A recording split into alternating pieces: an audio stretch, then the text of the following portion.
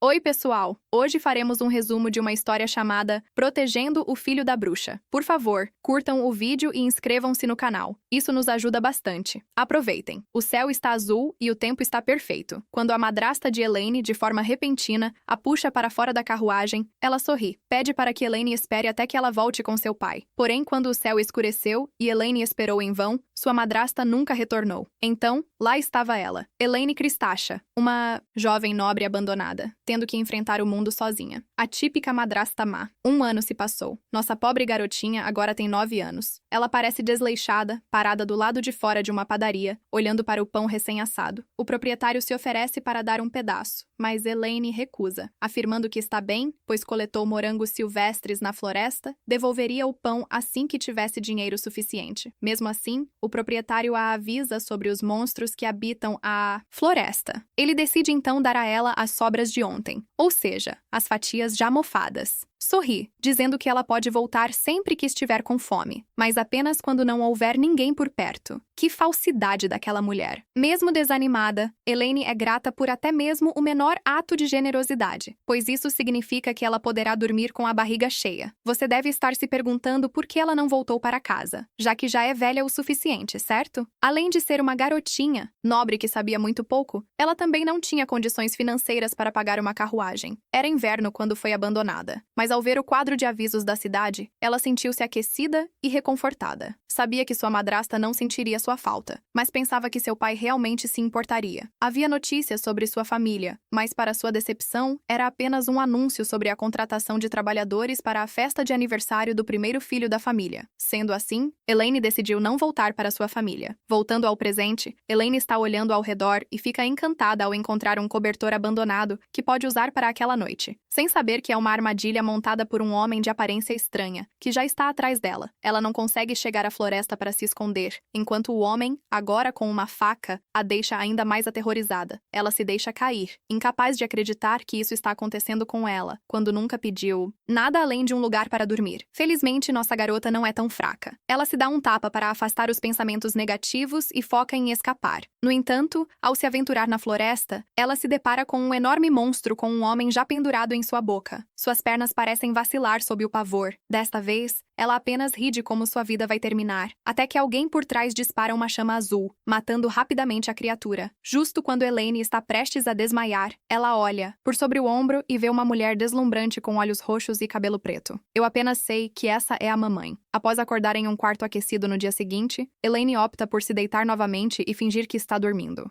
Depois de ouvir passos, ela escuta 2 pessoas conversando. Uma delas é a bela senhora que salvou Bella. A outra é um homem de longos cabelos brancos e olhos vermelhos, chamado Ace Fel. Ele aconselha a liberar a criança, pois ela testemunhou seu uso de magia. Apesar do comentário da senhorita bonita, que diz que nem todos os humanos são terríveis, o homem sai da sala. Ele deixou sua posição bem clara. Nunca aceitará uma criança humana. Entendi. Acho que esse casal visual se tornará os novos pais da nossa garota, hein? De qualquer forma, assim que Ace Fel sai, Elaine decide se sentar, sentindo-se bem por dentro. Bella toca sua testa e fica aliviada ao ver que sua febre diminuiu. Ao ver as chamas azuis de ontem, Elaine percebe que a doce senhora à sua frente é uma bruxa das lendas que ouviu. Ela decide perguntar cuidadosamente se Bella é uma bruxa. Bella confirma que é assim que os humanos se referem a ela. Quando Elaine pergunta como Bella se identifica, interessada em conhecê-la, seus olhos roxos se iluminam de surpresa. Bella fica animada para compartilhar seu nome e ri, pois é a primeira vez que alguém pergunta algo diferente. Ao descobrir que Elaine não quer voltar para casa, Bella segura sua mão e oferece que ela pode ficar, se quiser. Desta vez, seus olhos esmeralda brilham enquanto ela se deleita com seu novo lar, mas seus medos de que o marido de Bella possa não aprovar a fazem rir. Parece que Ace Fel não é o amante dela, mas sim um amigo. E não é qualquer amigo, e mais um demônio. Eu amo como Bella é descontraída, compartilhando essa informação com uma criança, haha. Depois de passar dias com Bella, ela lava o rosto no riacho hoje e não consegue evitar pensar que Ace Fel a odeia, porque demônios, em geral, desprezam humanos. De repente, ela tropeça e cai, e apenas aquele demônio encantador consegue salvá-la. O que eles disseram mesmo? Uma bruxa e um demônio? Totalmente falso, porque tudo que vejo são seres celestiais. Um deus e uma deusa. Elaine gagueja ao expressar sua gratidão a Ace Fel por salvá-la de uma queda. Quando ele reage em silêncio, ela o para instintivamente chamando seu nome, algo que aprendeu com Bella. Isso força Aisfel a finalmente falar e dizer que ela não pertence ao lugar deles, enquanto a olha com desaprovação e a empurra para sair imediatamente. No entanto, como criança, Elaine se pergunta se ele está dizendo isso apenas porque é humana, mas parece que não é, já que, após passar um tempo com Bella, o gosto de Ace por humanos desapareceu.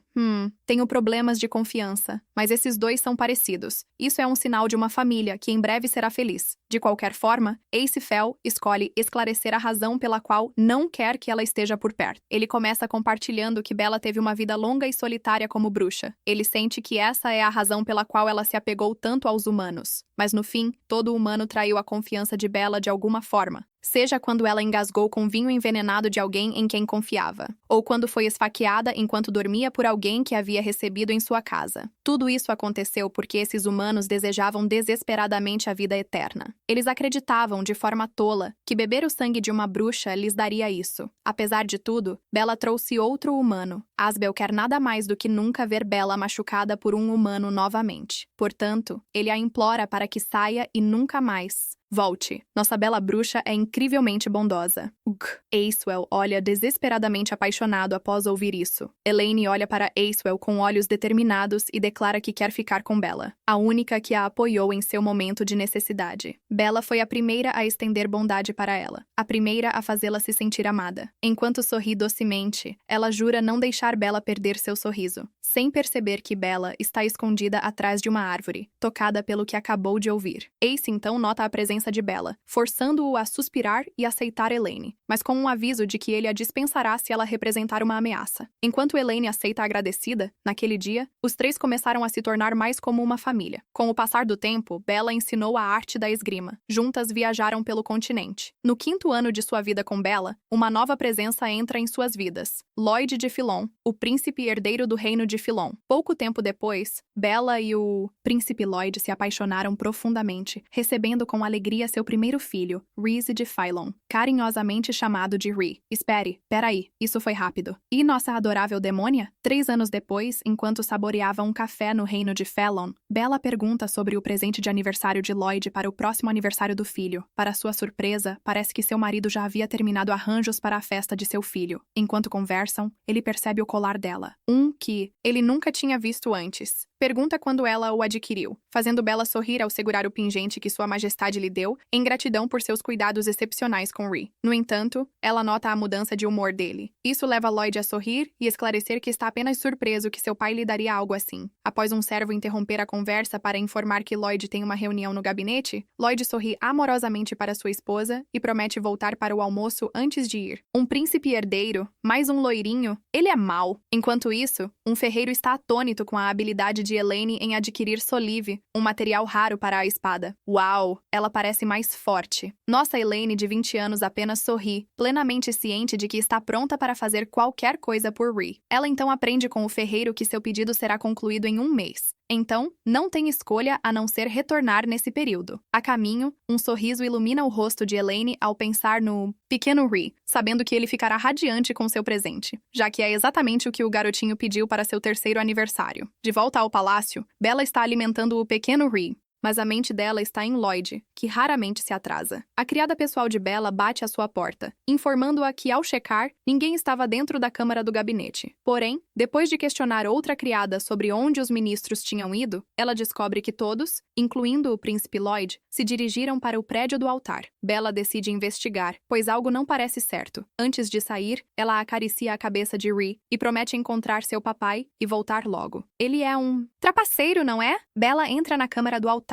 À medida que caminha pelo corredor, ela sente uma presença perturbadora. Quanto mais avança, mais forte se torna a energia opressiva. Ela para em uma porta aberta que leva a uma zona restrita. Ao entrar, sente arrepios por todo o corpo, mas continua a seguir a energia desagradável. Bella então pausa, os olhos fixos em uma visão arrepiante à sua frente. Uma sala banhada por um brilho vermelho sinistro, com Lloyd estirado de maneira perturbadora, no centro. Os olhos de Bella refletem uma mistura aterrorizante de medo e confusão. Ela grita pelo marido, que está imóvel em uma mesa cercada por estranhas marcações no chão. O que é esta tragédia repentina acontecendo aqui? Ela se aproxima do amante e começa a soluçar, tentando despertá-lo de seu sono. No entanto, já havia sangue demais para que ela fizesse outra coisa além de abraçá-lo e implorar que ele abrisse os olhos. Bella então ouve alguém. Ao se virar para ver quem é, depara-se com uma visão chocante. O pai de Lloyd, o imperador, está diante dela, segurando o coração do filho na mão. Bella grita em angústia contra o imperador por ter tirado a vida do próprio filho, mas em um instante, uma dor aguda perfura sua cabeça e o colar que ele lhe deu começa a irradiar luz. Isso a faz finalmente perceber sua verdadeira natureza. Ela já leu sobre isso antes. É um item que, quando oferecido um sacrifício de sangue, libera uma maldição, o olho do dragão demoníaco. Eu realmente pensei que o príncipe herdeiro era maligno, mas parece que ele é apenas um romântico de bom coração com um pai ruim. Bella tenta removê-lo rapidamente, mas não consegue. Isso faz com que o imperador sorria sinistramente, explicando que, uma vez ativada a maldição, ela não pode ser removida e agora está sob seu controle. Ele fala com tanto orgulho, revelando que o poder se intensificou devido ao sacrifício do sangue de Lloyd, fazendo a fúria de Bella aumentar. No entanto, ela se sente completamente impotente enquanto o colar consome seus pensamentos. Seus olhos tornam-se sombrios e tudo o que ecoa em sua mente é o comando arrepiante: mate! Isso é realmente ruim. Enquanto isso, Elaine está indo para casa o mais rápido possível, pois se sente inquieta durante sua viagem. Porém, ao chegar, chamas azuis envolvem a cidade. As pessoas gritam e corpos mortos estão espalhados pelo lugar. Ela está tão confusa, mas tem certeza de uma coisa: essas chamas azuis são de Bella. Ela corre para o palácio para ver o que está acontecendo.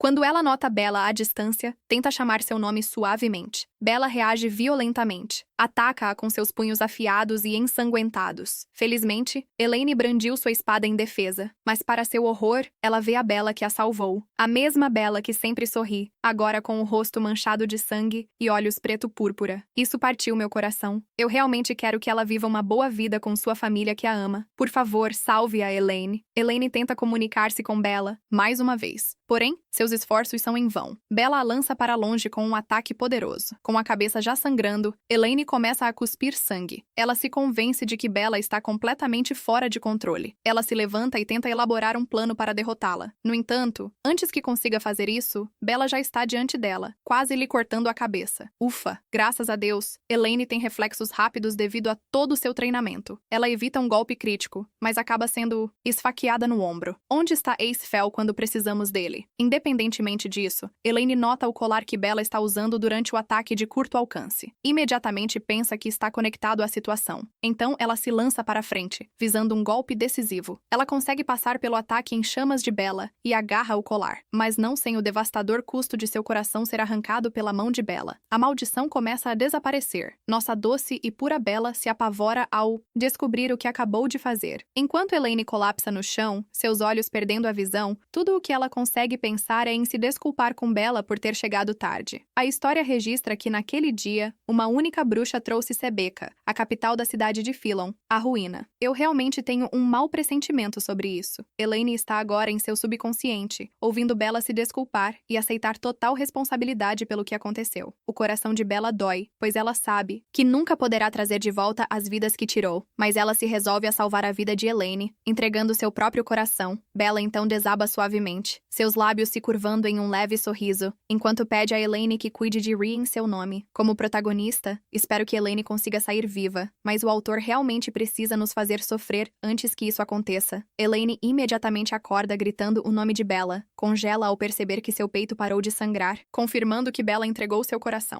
Ela começa a chorar, frustrada por Bella estar dando isso a ela, e devastada pela perda da pessoa mais doce que conhece. Mas então, o colar vem à sua mente. Apressada, ela revira seus bolsos para pegar um pedaço de papel, morde o dedo para usá-lo como marcador e traça a marca que lembra no colar. Ela se compromete a descobrir quem fez isso com Bella e fazê-los pagar. É hora de vingança e fazer o imperador sofrer. Elaine agora caminha por um campo. Intrigada pela falta de pessoas vivendo ali, Elaine, assim como nós, quer saber o que aconteceu em Aceville. Lloyd, que sabemos, morreu. Reese, especialmente, porque o palácio arruinado parecia deserto. No entanto, ela estremece ao avistar um enxame de monstros à frente. Isso é incomum em Sybeca. Decide então se esgueirar, mas um monstro do tipo mosca a avista. Ah, bem, é o que é. Nossa garota não tem problema em matá-los todos de uma vez. Seu corpo se sente leve e sua mana não está se esgotando. Isso a lembra de seu treinamento com Bella, que nunca se cansa ao lutar, pois sua mana nunca diminui como bruxa. Isso implica que ela também herdou os poderes de bruxa de Bella. Com o coração de Bella, nossa garota ainda é humana. Ela então nota um assentamento nas proximidades e decide entrar, vestida como uma verdadeira vilã, com sangue por toda parte, para perguntar ao proprietário algumas questões. Ela descobre que já é 5 de fevereiro, o que significa que esteve dormindo por 5 dias. Mas quando pergunta à mulher o que houve, com os sobreviventes em Sybeca, a mulher fica confusa. Esse desastre horrível aconteceu há 20 anos. Elaine sente um arrepio pela espinha e seus olhos se arregalam de surpresa com o que acabou de ouvir. Não pode ser. Estava dormindo por 20 longos anos. Isso explica por que não havia ninguém por perto, o que também significa que Reese agora tem 23 anos, certo? Falando no jovem, sabemos que Reese está limpando o sangue do rosto. Parece já estar acostumado a ser atacado por assassinos, pois simplesmente sorri para sua situação atual. Uau, ele se tornou um homem bonito que se assemelha à mãe. Enfim, após salvar a região da destruição, ele agora é o Duque de Killard e lidera os Cavaleiros de Faleres, um grupo de guerreiros excepcionais, conhecidos por sua destreza. Contudo, mesmo com todo seu sucesso, ele ainda é odiado por todos, por ser filho da bruxa. Quero muito que sua reputação seja limpa, pois ela é a mais gentil. Mesmo após se instalar em uma pousada, Elaine não consegue acreditar que se passaram 20 anos. Ao lembrar do passado, ela percebe que Reese ainda era um bebê. Então, imagina que ele não sobreviveu. O fato de Ace e Lloyd não estarem presentes quando ela lutava contra Bella a convence de que morreram antes de sua chegada a Sybeca. Após perder todos que amava, Elaine se vê perdida quanto ao que fazer com sua vida. Coitada da garota, ela decide descer para tomar um copo d'água, mas o proprietário insiste em preparar uma sopa. Assim, não tem escolha. A não ser tentar aproveitar. O proprietário se senta com ela e compartilha que se sente solitário por gerenciar a pousada sozinho e anseia pelo retorno do filho. Ela também informa com orgulho a Elaine que seu filho saiu há 1 mês para se juntar aos Cavaleiros de Lares, um grupo que Elaine nunca ouviu falar antes. Isso leva o proprietário a questionar as origens de Elaine, já que até pessoas de áreas remotas estão familiarizadas com esses cavaleiros, particularmente porque o comandante é ninguém, menos que o Duque de Collard, o filho da infame bruxa. Uma revelação que choca Elaine ao perceber que o proprietário está falando do Duque Reese de Phelan. Elaine treme e começa a chorar.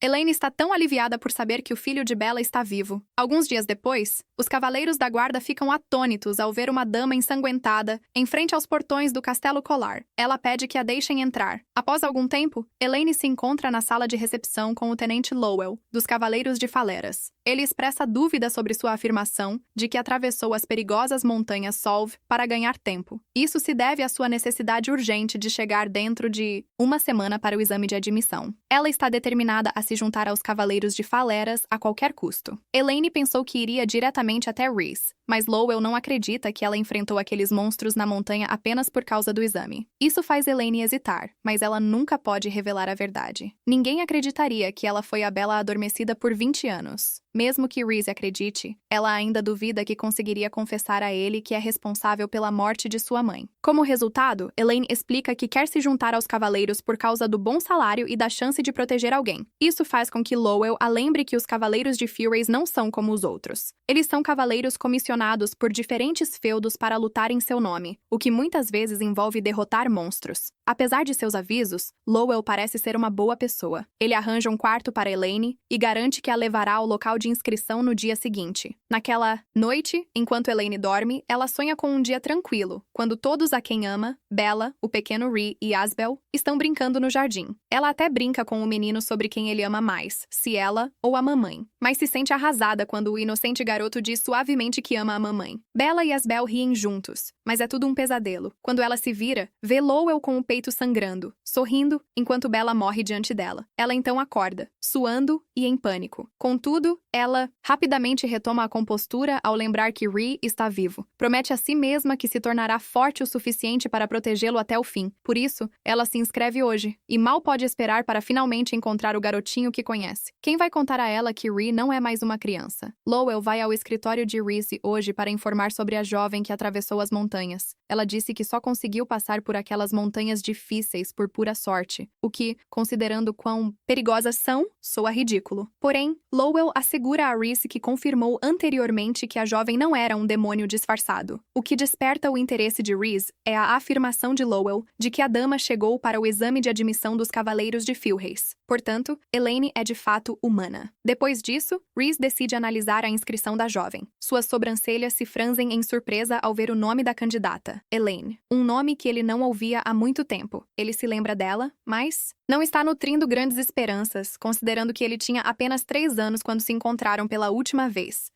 Elaine está atualmente na cafeteria. Após completar as etapas preliminares até a segunda rodada do exame, ela se sente desapontada por não ter visto Reese. De repente, um homem com longos cabelos dourados senta-se ao seu lado. Ele percebe que ela está usando uma pulseira que apenas os candidatos dos Cavaleiros de Filrei podem usar. Esse cara está prestes a começar uma conversa com Elaine, mas se vê incapaz, pois a outra mesa está muito barulhenta. Um aristocrata se gaba para seus amigos, afirmando que o exame é fácil para um cavaleiro poderoso como ele. Esse nobre, MacGuff, até exibe sua pulseira, fazendo com que o outro homem comece a apontar para Elaine. Ela percebe que ele tem a mesma pulseira, ferindo o orgulho de MacGuff. Então, ele acusa Elaine de roubá-la. No entanto, vendo que Elaine é uma verdadeira rainha indiferente, MacGuff se enfurece e comenta que os Cavaleiros de Filrei não são mais elites, já que permitem que lixo como Elaine entre. Isso é algo que ela consegue ignorar facilmente. Mas as coisas mudam quando o homem começa a zombar de Reese por ser filho de uma bruxa. Ele vai tão longe a ponto de mencionar que o Duque pode ter obtido sua posição por meio de algum tipo de feitiçaria. A mão de Elaine treme de raiva. Ela caminha em direção a MacGuff, ordenando que ele retrate o que disse. Se olhares pudessem matar, esse homem já teria morrido. Bom, adiantando-se. Que pena, senhor. Elaine não se importa se está fazendo uma cena agora. Ela simplesmente confronta o grandalhão, dizendo que ele pode zombar dela à vontade, mas nunca irá deixar barato se ele continuar a insultar o Duque. Ela lhe lança um olhar mortal. No entanto, MacGuff apenas sorri para ela e questiona em voz alta por que ela está apoiando o filho da bruxa, fazendo todos ao redor murmurarem ofensas de desgosto e ódio. Isso deixa a Elaine furiosa. Como eles podem detestá-lo quando ele nunca fez nada de errado? Mesmo esta manhã, enquanto terminava de enviar sua inscrição, ela ouviu pessoas criticando os Cavaleiros de Filrei, simplesmente porque eles servem ao rei. Quando um cara tenta defender seu duque, uma garota grita em indignação, declarando que nunca perdoará a bruxa por ter matado seus avós e queimado sua cidade natal. O fato de que o sangue do assassino corre pelas veias do duque a enfervesce. Isso deve ser extremamente difícil para Reese, mas ouvir isso faz Elaine se sentir ainda mais triste por ele. Saison decide intervir e criticar MacGuff, fazendo com que o aristocrata fique enfurecido e parta para cima dele com uma faca. Isso leva nossa heroína a demonstrar um pouco de sua força, agarrando a mão de MacGuff com facilidade, tornando-o imobilizado. Então, cheio de ego, ele grita: "Eu sou o MacGuff de Iladia!" Ele pensou que todos o reconheceriam, mas em vez disso, o lugar ficou em silêncio, enquanto Elaine lhe faz uma expressão de desdém, deixando-o vermelho de vergonha. Até mesmo os espectadores que não o conhecem começam a rir. MacGuff tenta desviar sua raiva para Elaine, mas nenhum de seus golpes consegue tocá-la. Enquanto isso, Elaine o derrota facilmente com um único soco no estômago. Saison começa a aplaudir ao ver o homem velho ajoelhar-se no chão.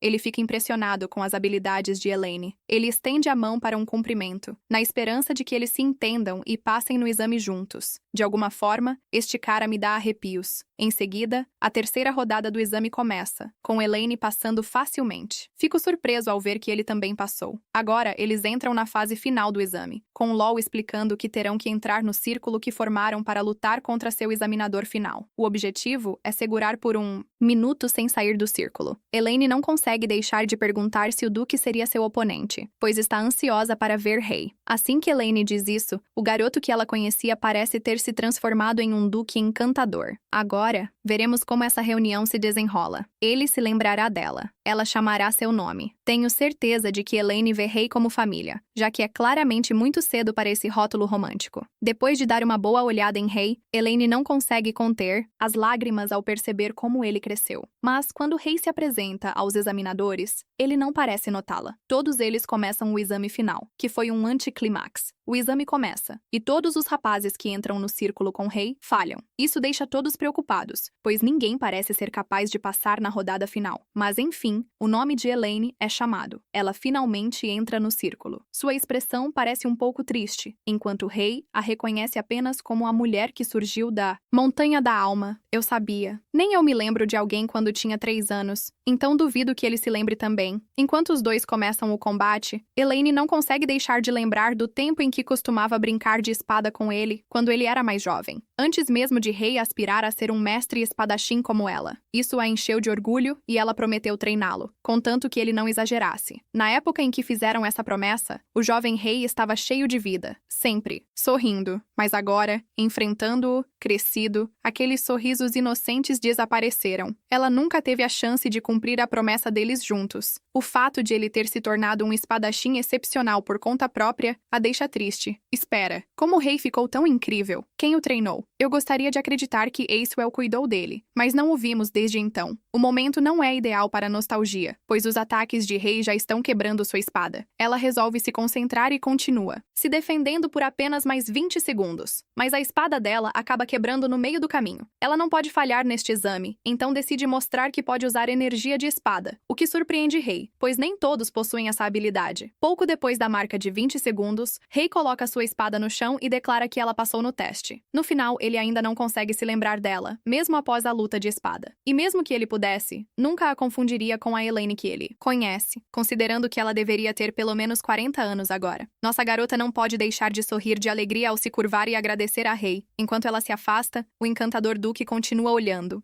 E parece estar intrigado com ela. Eu tenho que admitir que suas sobrancelhas grossas e olhos roxos são realmente marcantes. O momento da cerimônia de cavaleiro chegou. Parece que apenas cerca de 10 candidatos, incluindo Saizan, foram bem-sucedidos entre centenas. Este homem é forte, mas eu realmente não suporto como ele continua aparecendo ao lado de Elaine. Continuando, Elaine avança e se ajoelha diante do Duque Rhys, enquanto ele a nomeia como sua dedicada cavaleira. Elaine sente uma tristeza em seu coração ao prometer protegê-lo em nome de sua mãe. Ela ainda se lembra de como Bella chorou e lhe pediu aquele favor, mas ela também sabe que, se Rhys descobrir que seu coração pertence à sua mãe, ele ficará arrasado. Nossa garota continua se culpando, porém, é um fato que Bella foi a primeira a matá-la, apesar de estar amaldiçoada na época. Mesmo assim, ela jura que nunca lhe contará seus segredos, pois sabe que Bella nunca permitirá que seu precioso filho se machuque. Como um compromisso, Elaine promete dedicar sua segunda vida a fazer a vida de Rhys alegre e segura. Nenhum segredo pode ser escondido, minhas senhoras. Assim, no Palácio Killiard, elas encontram um número inesperadamente grande de cavaleiros esperando por elas. Com um único aplauso, Lowell chama a atenção para si e dá boas-vindas a todos. Em seguida, ele se apresenta como o tenente do Duque Rhys e vice-comandante dos Cavaleiros de Filreis. Eu gosto desse cara. Ele tem um charme e traços acolhedores. Ao seu lado está Hillier, uma linda dama com cabelos loiros, que tem uma vibe silenciosa, mas mortal, e ela também serve como vice-comandante dos cavaleiros. Lowell, então, apresenta um esboço de seu trabalho, incluindo as responsabilidades de eliminar monstros. Eles não apenas terão a tarefa de manter sua propriedade segura, mas também devem estar prontos para viajar a outras regiões se seus serviços forem solicitados. Logo depois, Lowell faz um anúncio especial a todos. O cargo da guarda, pessoal do Duque está vago e qualquer um pode se voluntariar para ele. A sala fica em silêncio ao final de seu anúncio, levando Lowell a suspirar, antecipando que ninguém se voluntariaria para a posição. Até que nossa garota levanta a mão para se voluntariar. Claro que ela vai. Essa posição é perfeita para proteger Rhys. Elaine sorri, mas sua expressão muda quando ela ouve os murmúrios dos cavaleiros, pensando que ela está insana, como se eles não tivessem prometido lealdade a seu comandante, o Sir Lowell. Esses homens precisam de disciplina. Eles Eles definitivamente só querem aquele enorme pagamento. Elaine acaba suspirando, enquanto uma garota de cabelos castanhos, Sofia, que está atrás dela, estala a língua e a olha com ódio. À primeira vista, essa garota é a típica antagonista que tem sentimentos pelo protagonista masculino, mas odeia a protagonista feminina. Após a reunião, Seizan se aproxima de Elaine para questionar sua decisão de assumir a posição de guarda pessoal do Duque. Isso faz com que Elaine, já irritada com a atitude dos outros cavaleiros mais cedo, reforce que não há nada de errado em proteger seu comandante. No entanto, Sofia interrompe abruptamente a conversa, correndo em direção a Seizan. Ela age de maneira exageradamente amigável, apresentando-se.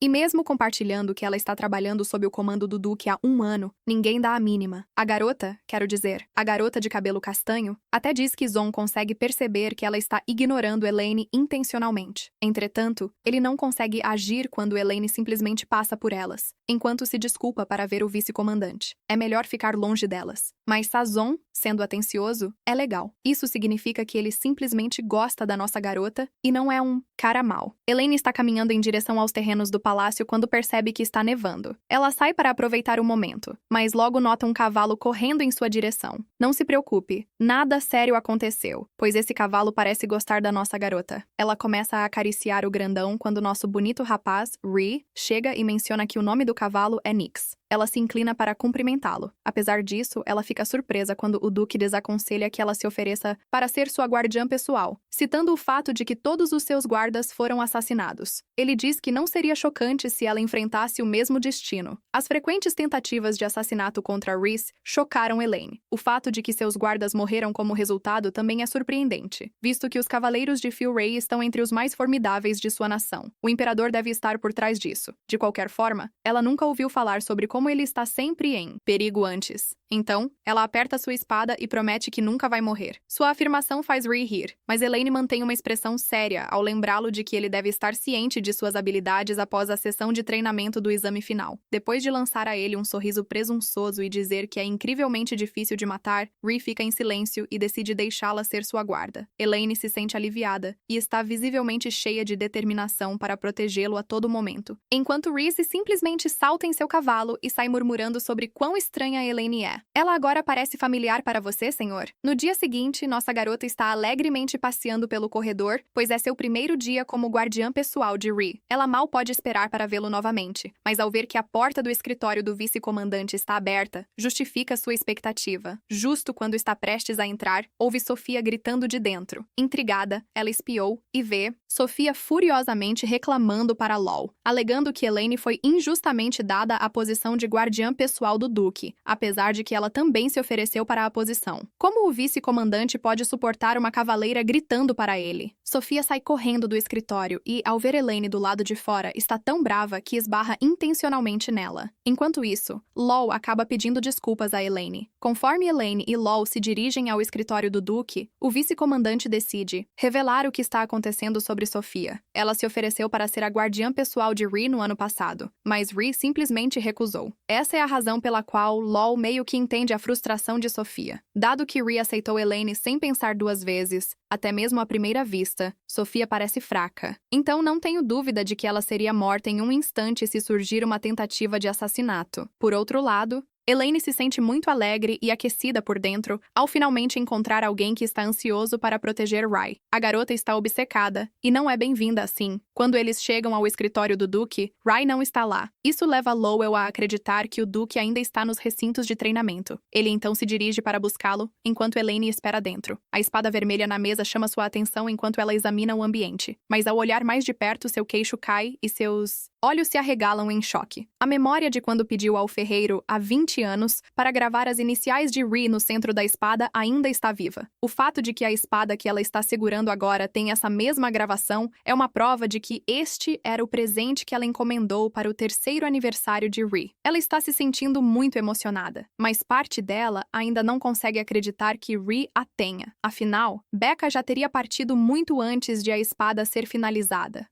Entanto, a espada ainda encontrou seu legítimo dono. De repente, um frio percorre seu corpo quando Rhee aparece atrás dela, claramente furioso por ela estar segurando sua espada. Senhor, eu mandei fazer isso para você. É uma reação válida, já que ele não a reconhece. Rhee rapidamente tira a espada das mãos de Elaine e a fita com raiva por ter tocado em suas coisas. Isso a leva a fazer uma rápida reverência de 90 graus e se desculpar. Rhea aperta os dentes, a encara e decide sair do cômodo, batendo a porta atrás de si. Após a saída de Rhea, o bondoso Lowell se aproxima rapidamente de Elaine para garantir que ela está bem. Ele revela que Rhea, na verdade, não é tão rigoroso assim quando se trata de suas coisas. Bem, exceto pela espada, que é a propriedade mais preciosa do Duque. Ouvir isso acalma os nervos dela, mas parece que nem Lowell sabe muito sobre isso. Tudo o que sabe é que Rhea sempre a carrega, independentemente de como ele adquiriu a espada. Elaine fica radiante ao descobrir que Rhea apreciou seu presente. Enquanto ainda segura a espada, Rhea se recorda de quando a recebeu. Baltor, um cavaleiro, a trouxe para ele quando tinha cerca de 8 ou 9 anos, explicando que a recebeu de um homem na frente dos portões do castelo. O homem afirmava ser o neto do ferreiro que criou a espada. Embora Baltor não soubesse quem era o homem, ele decidiu aceitá-la ao descobrir que a pessoa que a solicitou era uma mulher chamada Elaine. O jovem Rhea não fazia ideia de quem Elaine era, mas seus olhos brilharam quando Baltor disse que ela era alguém que sua mãe ama e que é bem-vinda na família. Mesmo como menino, Rhea era perspicaz. Por isso, decidiu visitar o ferreiro e ouvir a história da espada diretamente dele. Elaine costumava visitar esse ferreiro animado, que agora se tornara um velho em sua cama de morte. Ele contou a Rhea como Elaine pediu pela espada e partiu para voltar a Seibeka naquele dia, mas esse também foi o dia em que a cidade foi destruída. O velho supôs que Elaine havia morrido no meio do caos e manteve a espada para si. Agora, próximo ao fim de sua vida, ele queria ter certeza de que ela encontrasse seu dono. Então ele sorriu, satisfeito por sua espada artesanal ter chegado a Rhea, fazendo com que o menino a segurasse com força. Senhor ferreiro, eu tenho seu respeito. Baltor também se certificou de que Rhea soubesse que estava cercado por pessoas que o amavam.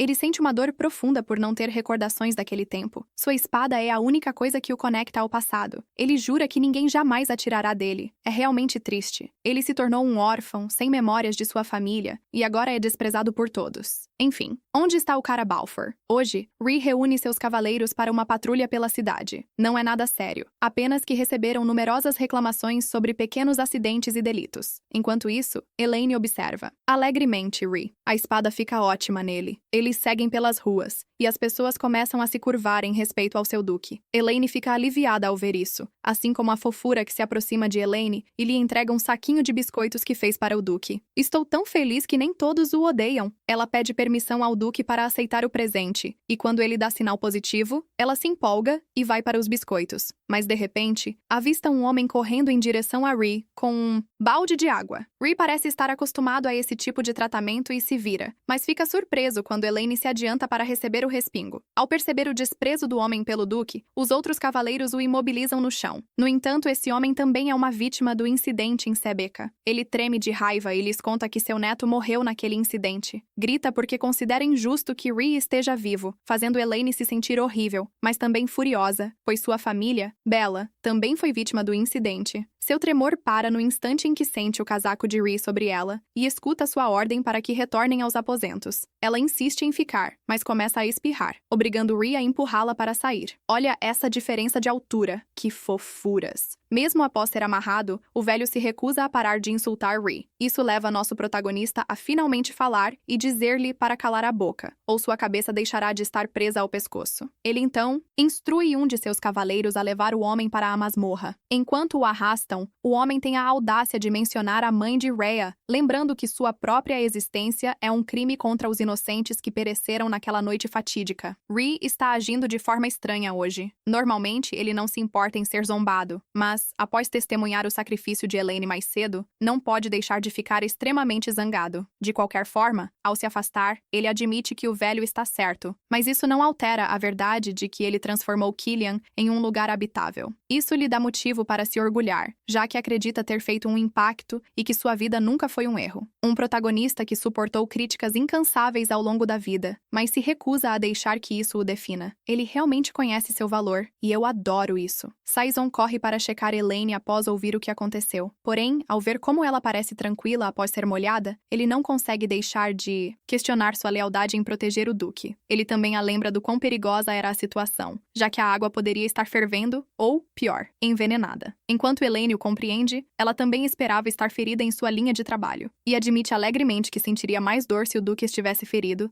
Seizan fica atordoado depois disso. Parece uma confissão discreta, embora eu tenha certeza de que Elaine não a queira dessa forma. Mas nossa, espero que isso faça esse cara perceber que ele não tem lugar no coração dela. Elaine imediatamente visita o escritório do Duque para informá-lo de que já trocou de roupa. Porém, é pega de surpresa quando Rhea, de maneira direta, questiona por que ela está tão comprometida em protegê-lo. Que outras desculpas ela poderia dar além de sua posição como guardiã pessoal? Mas isso não funcionou. Rhea a olha diretamente, sabendo que há uma razão mais profunda para isso. Elaine está sem palavras. Rhea simplesmente retira sua afirmação anterior e volta ao trabalho, mas não antes de acidentalmente derrubar o frasco de tinta em sua mesa. Quando Elaine começa a entrar em pânico, Rhea acha que ela está sendo exageradamente dramática em relação aos documentos. No entanto, ele fica surpreso quando ela esclarece que não está preocupada com os papéis, mas sim com a tinta em sua mão. Ela então pega sua mão e limpa a tinta com seu lenço. É um hábito dela sempre trazer um lenço, porque Rhea costumava ficar doente com frequência quando era mais jovem, mas ela nunca imaginou que poderia usar seu lenço nele agora que ele é um adulto. Depois que ela termina, ela sorri e diz para ele lavar as mãos depois para remover as manchas restantes. Ele concorda, mas acha estranho que Elaine o trate como uma criança. Sim, ela ainda o vê como um menininho por enquanto. Desde então, a patrulha tem sido tranquila, e ela gosta de vê-lo trabalhar arduamente por seu povo, isso até hoje. Após concluir seu trabalho naquela noite, Rita e Elaine se despedem e desejam boa noite. No entanto, quando ela está indo para seu quarto, uma criada se aproxima, angustiada, e implora por ajuda. A criada diz que ouviu ruídos incomuns e pede para Elaine acompanhá-la, o que nossa garota fica mais do que feliz em fazer. Claramente é uma armadilha. Quem nessa propriedade continua contratando essas criadas? As duas começam a andar, e ao se aproximarem de uma esquina, Elaine é surpreendida por uma faca voadora dirigida a ela. Em um instante, ela saca sua espada e diz para a criada ficar atrás dela. Mas a astuta criada decide soltar a luz que estava segurando. Tudo se torna difícil de ver, e Elaine tem certeza de que há vários assassinos à frente. Mas nossa garota não é uma cavaleira qualquer, e consegue desviar das facas voadoras mais uma vez. Enquanto continua avaliando a situação, ela percebe que os assassinos estão usando energia de espada, indicando que eles são, no mínimo, do nível de mestres de espada. Isso sugere que quem os contratou é bastante poderoso. Percebendo rapidamente que Rhea é a vítima-alvo, ela elimina todos os assassinos com um único golpe, poupando apenas um cavaleiro para ser interrogado. É como roubar doce de criança. Depois disso, ela corre apressadamente para ver como Rhea está, apenas para encontrar a criada que ela havia ajudado, anteriormente tentando estabá-lo pelas costas. Com o olhar ameaçador de Elaine fixo nela, a criada é rapidamente enviada para dormir. Eles mexeram com a guarda pessoal errada. Rhea se vira, coberto de sangue, indicando que vários assassinos tentaram assassiná-lo também. Lowell então chega, quase chorando, ao descobrir tanto o Duque quanto Elaine cobertos de sangue.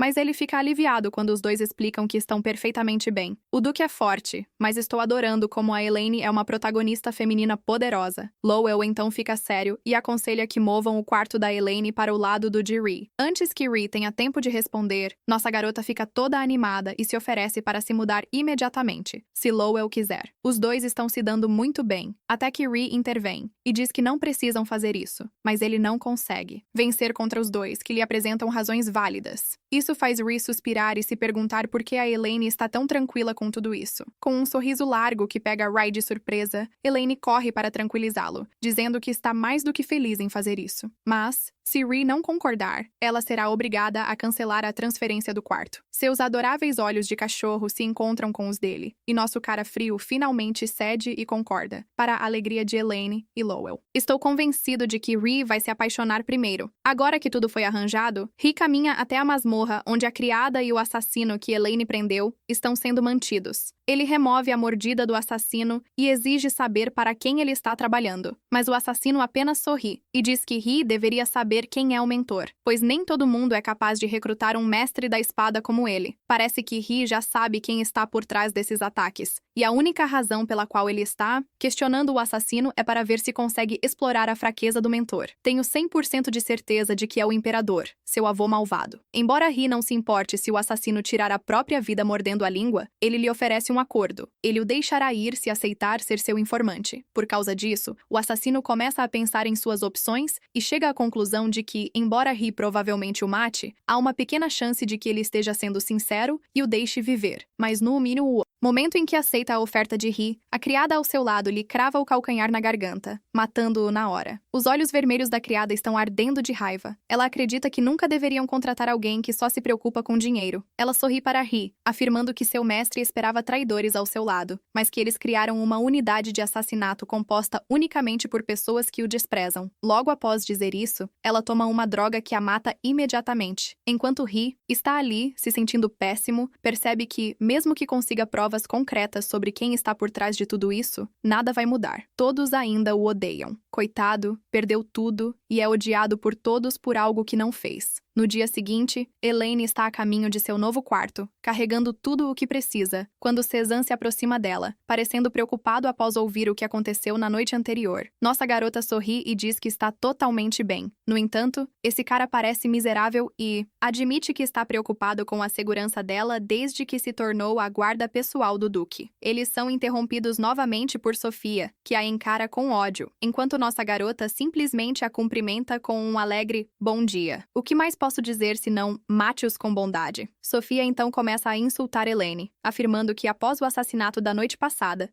Elaine está preocupada. Ela teme que não fará um bom trabalho como guarda pessoal do Duque durante o treinamento anual, do qual não está ciente. Isso leva Season a explicar que é um treinamento de 3 dias, que acontece todo ano, mas Sofia não para por aí. Agora ela age de forma ansiosa. Ela acha que, como o Duque estará ocupado treinando todos, alguém pode falhar em seu trabalho. Isso irrita Season, pois ela está claramente insinuando que Elaine é a culpada. Tudo bem, meu cara. Eu reconheço seus esforços em defender nossa amiga. Sofia então finge ser inocente. Ela afirma que não quis dizer aquilo, e está certa de que Elaine fará um bom trabalho, já que o Duque acredita que ela é digna. Elaine, por outro lado, se sente tocada em vez de irritada, pois acredita que Sofia tem grande consideração por ela. Assim, ela segura a mão de Sofia e até agradece a essa garota insuportável. Eu sei que Elaine gosta de Sofia, já que deseja proteger Rhee. Independentemente disso, ela vai para o escritório do Duque pegar a chave de seu novo quarto, mas ele ainda não chegou. Portanto, ela supõe que terá que esperar. Depois de um tempo aguardando, sua preocupação cresce e ela decide verificar Rhee em seu quarto, já que ele geralmente não costuma se atrasar. Ao chegar ao seu quarto, vê a porta entreaberta, o que a deixa nervosa. Ela teme que algo terrível tenha acontecido. Ela abre a porta rapidamente, mas em vez de um cenário perturbador como a música Xalala sugere, descobre apenas Rhee sem camisa. Elaine fica tão envergonhada pelo que fez que se sente compelida a sair apressadamente. No entanto, de repente, ela escorrega e Rhee a pega rapidamente antes que ela caia, causando um rubor em ambos. Nesse momento, Elaine se curva rapidamente e diz que a única razão pela qual veio foi porque estava preocupada com ele por estar atrasado, antes de sair do quarto dele. O pensamento de que Elaine é mais velha que Rhee ainda está na minha cabeça. Eu realmente preciso lembrar que Elaine tem mentalmente apenas 20 anos, então sua reação é válida. Ao perceber agora que está do lado de fora, Elaine entende que Rhee é um adulto em idade de casar, mas ainda não consegue imaginá-lo se casando. Provavelmente porque o vê como uma criança. Depois de um tempo, Rhee sai de seu quarto com o uniforme e lhe entrega a chave de seu novo quarto, enquanto explica que o motivo de seu atraso foi que dormiu demais. Rhee percebe a surpresa de Elaine ao ouvir que alguém como ele pode dormir demais, o que o faz rir. Enquanto isso, Elaine, que testemunha Rhee rindo pela primeira vez, sorri de volta. Eu consigo imaginar ele como um moleque sensível, se ao menos tivesse tido uma infância agradável. Rhee continua, dizendo que teve um pesadelo na noite anterior, que o fez suar copiosamente. Então, decidiu tomar um banho, o que o fez se atrasar. Ele parece estar tendo esses pesadelos há algum tempo, e se acostumou com eles. Pelo que Elaine pode perceber, seus pesadelos devem estar conectados aos eventos que aconteceram em Sebeca. Isso a preocupa, e ela espera poder impedi-lo de sonhar com aqueles eventos, porque está familiarizada com como é estar nessa situação. Depois de alguns dias, os cavaleiros de Phil Race, junto com seu comandante, estão agora prontos para iniciar o treinamento, que durará 3 dias. Todos estão se dirigindo para as montanhas.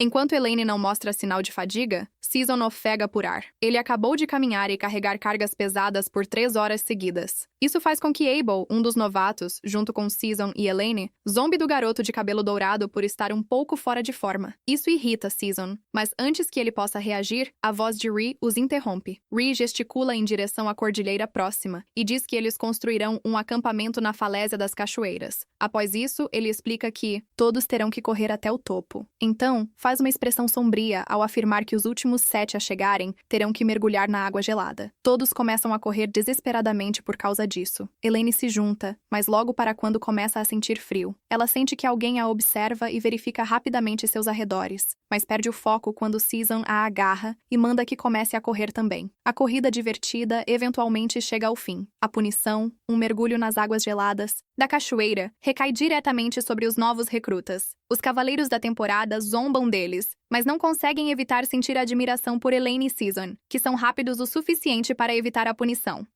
Espero que a nossa garota seja rápida, mas não Season. Estou realmente curioso sobre ele. Ele descobre que Elaine chegou à linha de chegada antes dele e quer saber como conseguiu, mas ela simplesmente diz que perdeu a noção do tempo. Elaine tem certeza de que poderia ter vencido, se tivesse corrido a toda velocidade, mas acredita que é melhor manter um perfil baixo para evitar questionamentos sobre sua força. Abel então se aproxima, parecendo encharcado e terrivelmente frio, o que leva Season a zombar dele. Mas você sabe o que dizem. Não revele seu próximo movimento. Abel agarra Season e o joga na água gelada. Abel e Elaine não conseguem conter o riso enquanto Season grita de raiva. Nesse momento, um gigantesco monstro, o Turthong, emerge da floresta e solta um grito near-off, estrondoso. Rhea rapidamente saca sua espada e dá a ordem para todos se prepararem para a batalha. Elaine acha isso um tanto estranho, pois os Turthongs costumam viver em climas mais quentes, e não neste local montanhoso, que é frio. No entanto, quando Rhea avança para lançar um ataque, é interrompido por um homem de cabelo loiro que parece tímido. Ele sugere que se abstenham de matar o monstro, já que isso o colocaria em apuros. Ah, você é bonitinho, mas quem se importa se você se meter em encrenca colocando todos em perigo? Esse cara permanece calmamente aos pés do monstro, o que leva Rhea a gritar para que ele se afaste o mais rápido possível ou ficará gravemente ferido. Contudo, o loiro grita que não irá se mover. Antes que possa dizer mais alguma coisa, o punho do Turthong o derruba no chão. Elaine corre rapidamente para o lado do Duque para ver se ele está bem. Eles percebem que o cara loiro ainda está vivo e se defendeu do ataque com um círculo mágico. Ele, timidamente, lhes diz que não é uma pessoa suspeita, mas sim um feiticeiro normal. Porém, pode-se realmente chamá-lo de feiticeiro comum quando, com um estalar de dedos, o Turthong é coberto por inscrições mágicas e desaparece. Ele suspira aliviado e tenta se desculpar,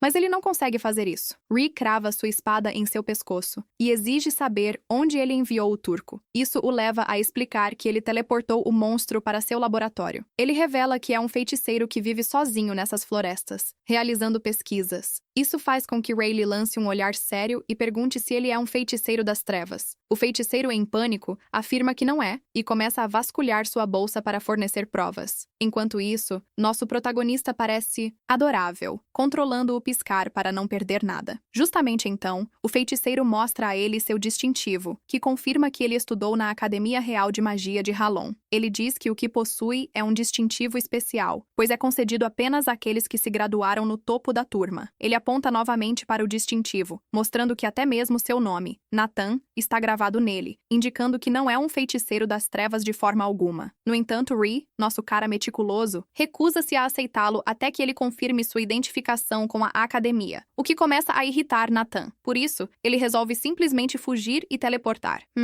Não parece um cara mau para mim. Ao cair da noite, todos se reúnem em círculo para assar carnes no centro. Rei, o comandante, faz um discurso para levantar a moral dos cavaleiros e explica que o objetivo do treinamento anual é ajudar os novos recrutas a se ajustarem. Isso é refrescante. Líderes nem sempre tomam essa iniciativa para seus novatos. Após isso, Rhea faz um brinde e todos começam a beber e comer. Quando Rhea se estica para pegar um pouco de carne, Elaine o cutuca na lateral, pedindo que ele aceite a tigela de carne que ela já preparou para ele. Ela cuidadosamente seleciona as partes mais fáceis de comer e imediatamente estende a mão para alimentá-lo, como se ele fosse uma criança. Ser tratado assim na frente dos cavaleiros irrita Rhea, mas Elaine parece tão inocente, insistindo que só quer que ele aprecie o banquete. A ingenuidade de Elaine faz Rhea suspirar. Quanto mais ela insiste que ele coma, mais irritado ele fica. Então, ela decide comer tudo sozinha. De qualquer forma, enquanto come tranquilamente, começa a recordar o feiticeiro de antes.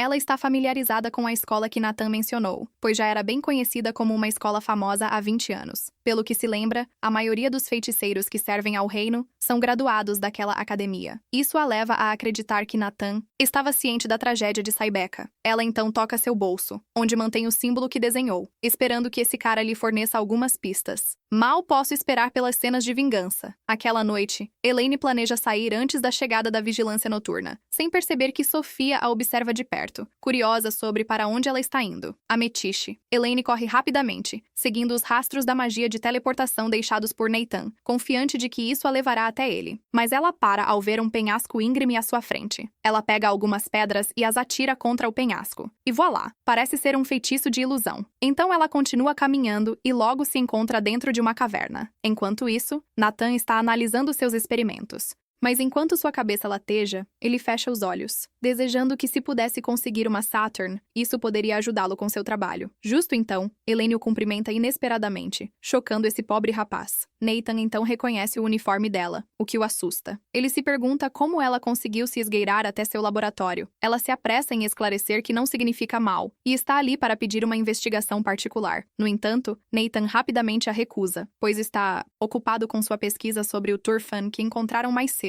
Ele até informa que está faltando um elemento importante, que Elaine sabe ser a Saturn, já que o ouviu murmurando sobre isso. Ela então pergunta se ele estaria disposto a considerar seu pedido se ela pudesse lhe fornecer a Saturn. A Saturn é uma flor rara que só floresce após uma chuva de fadas. Embora ninguém esteja vendendo, Elaine sabe onde ela cresce, o que surpreende Nathan. Elaine então enfatiza a necessidade de fechar o acordo, levando Nathan a concordar, após prometer manter tudo em segredo. Elaine lhe mostra a imagem do símbolo que ela quer que ele investigue. Depois de um tempo, Elaine sai da caverna e se surpreende ao ver Sofia, cujo sorriso está tingido de suspeita. Sofia exige saber o que Elaine estava fazendo dentro da caverna, e, enquanto Elaine permanece em silêncio, tentando gerenciar a situação, a curiosidade de Sofia intensifica-se. Sentindo que deve haver algo escondido, Sofia decide investigar, sozinha, mas ao avançar, a barreira mágica de Nathan a impede de seguir em frente. Sofia fica muito frustrada e começa a se perguntar o que Elaine pode estar escondendo. Isso leva Elaine a dizer que não pode falar sobre isso, pois é uma tarefa dada pelo Duque e precisa manter em sigilo, como sua guarda pessoal. Claro, tudo isso é mentira. Elaine imagina que Sofia não pressionará, devido à sua lealdade ao Duque. Ainda assim, Sofia está irritada com a atitude de Elaine, agindo toda superior só porque é a guarda pessoal de Rhee. Sofia despreza como Elaine assume o papel de cuidadora do Duque durante o jantar, e com raiva, diz a Elaine que ela não tem ideia de como seu comportamento deixa o Duque desconfortável, antes de sair, deixando nossa garota atônita. 2 dias depois, enquanto Rhee está prestes a levantar sua mochila, Elaine percebe isso e rapidamente se oferece para carregá-la para ele. No entanto, lembrando-se das palavras de Sofia, ela hesita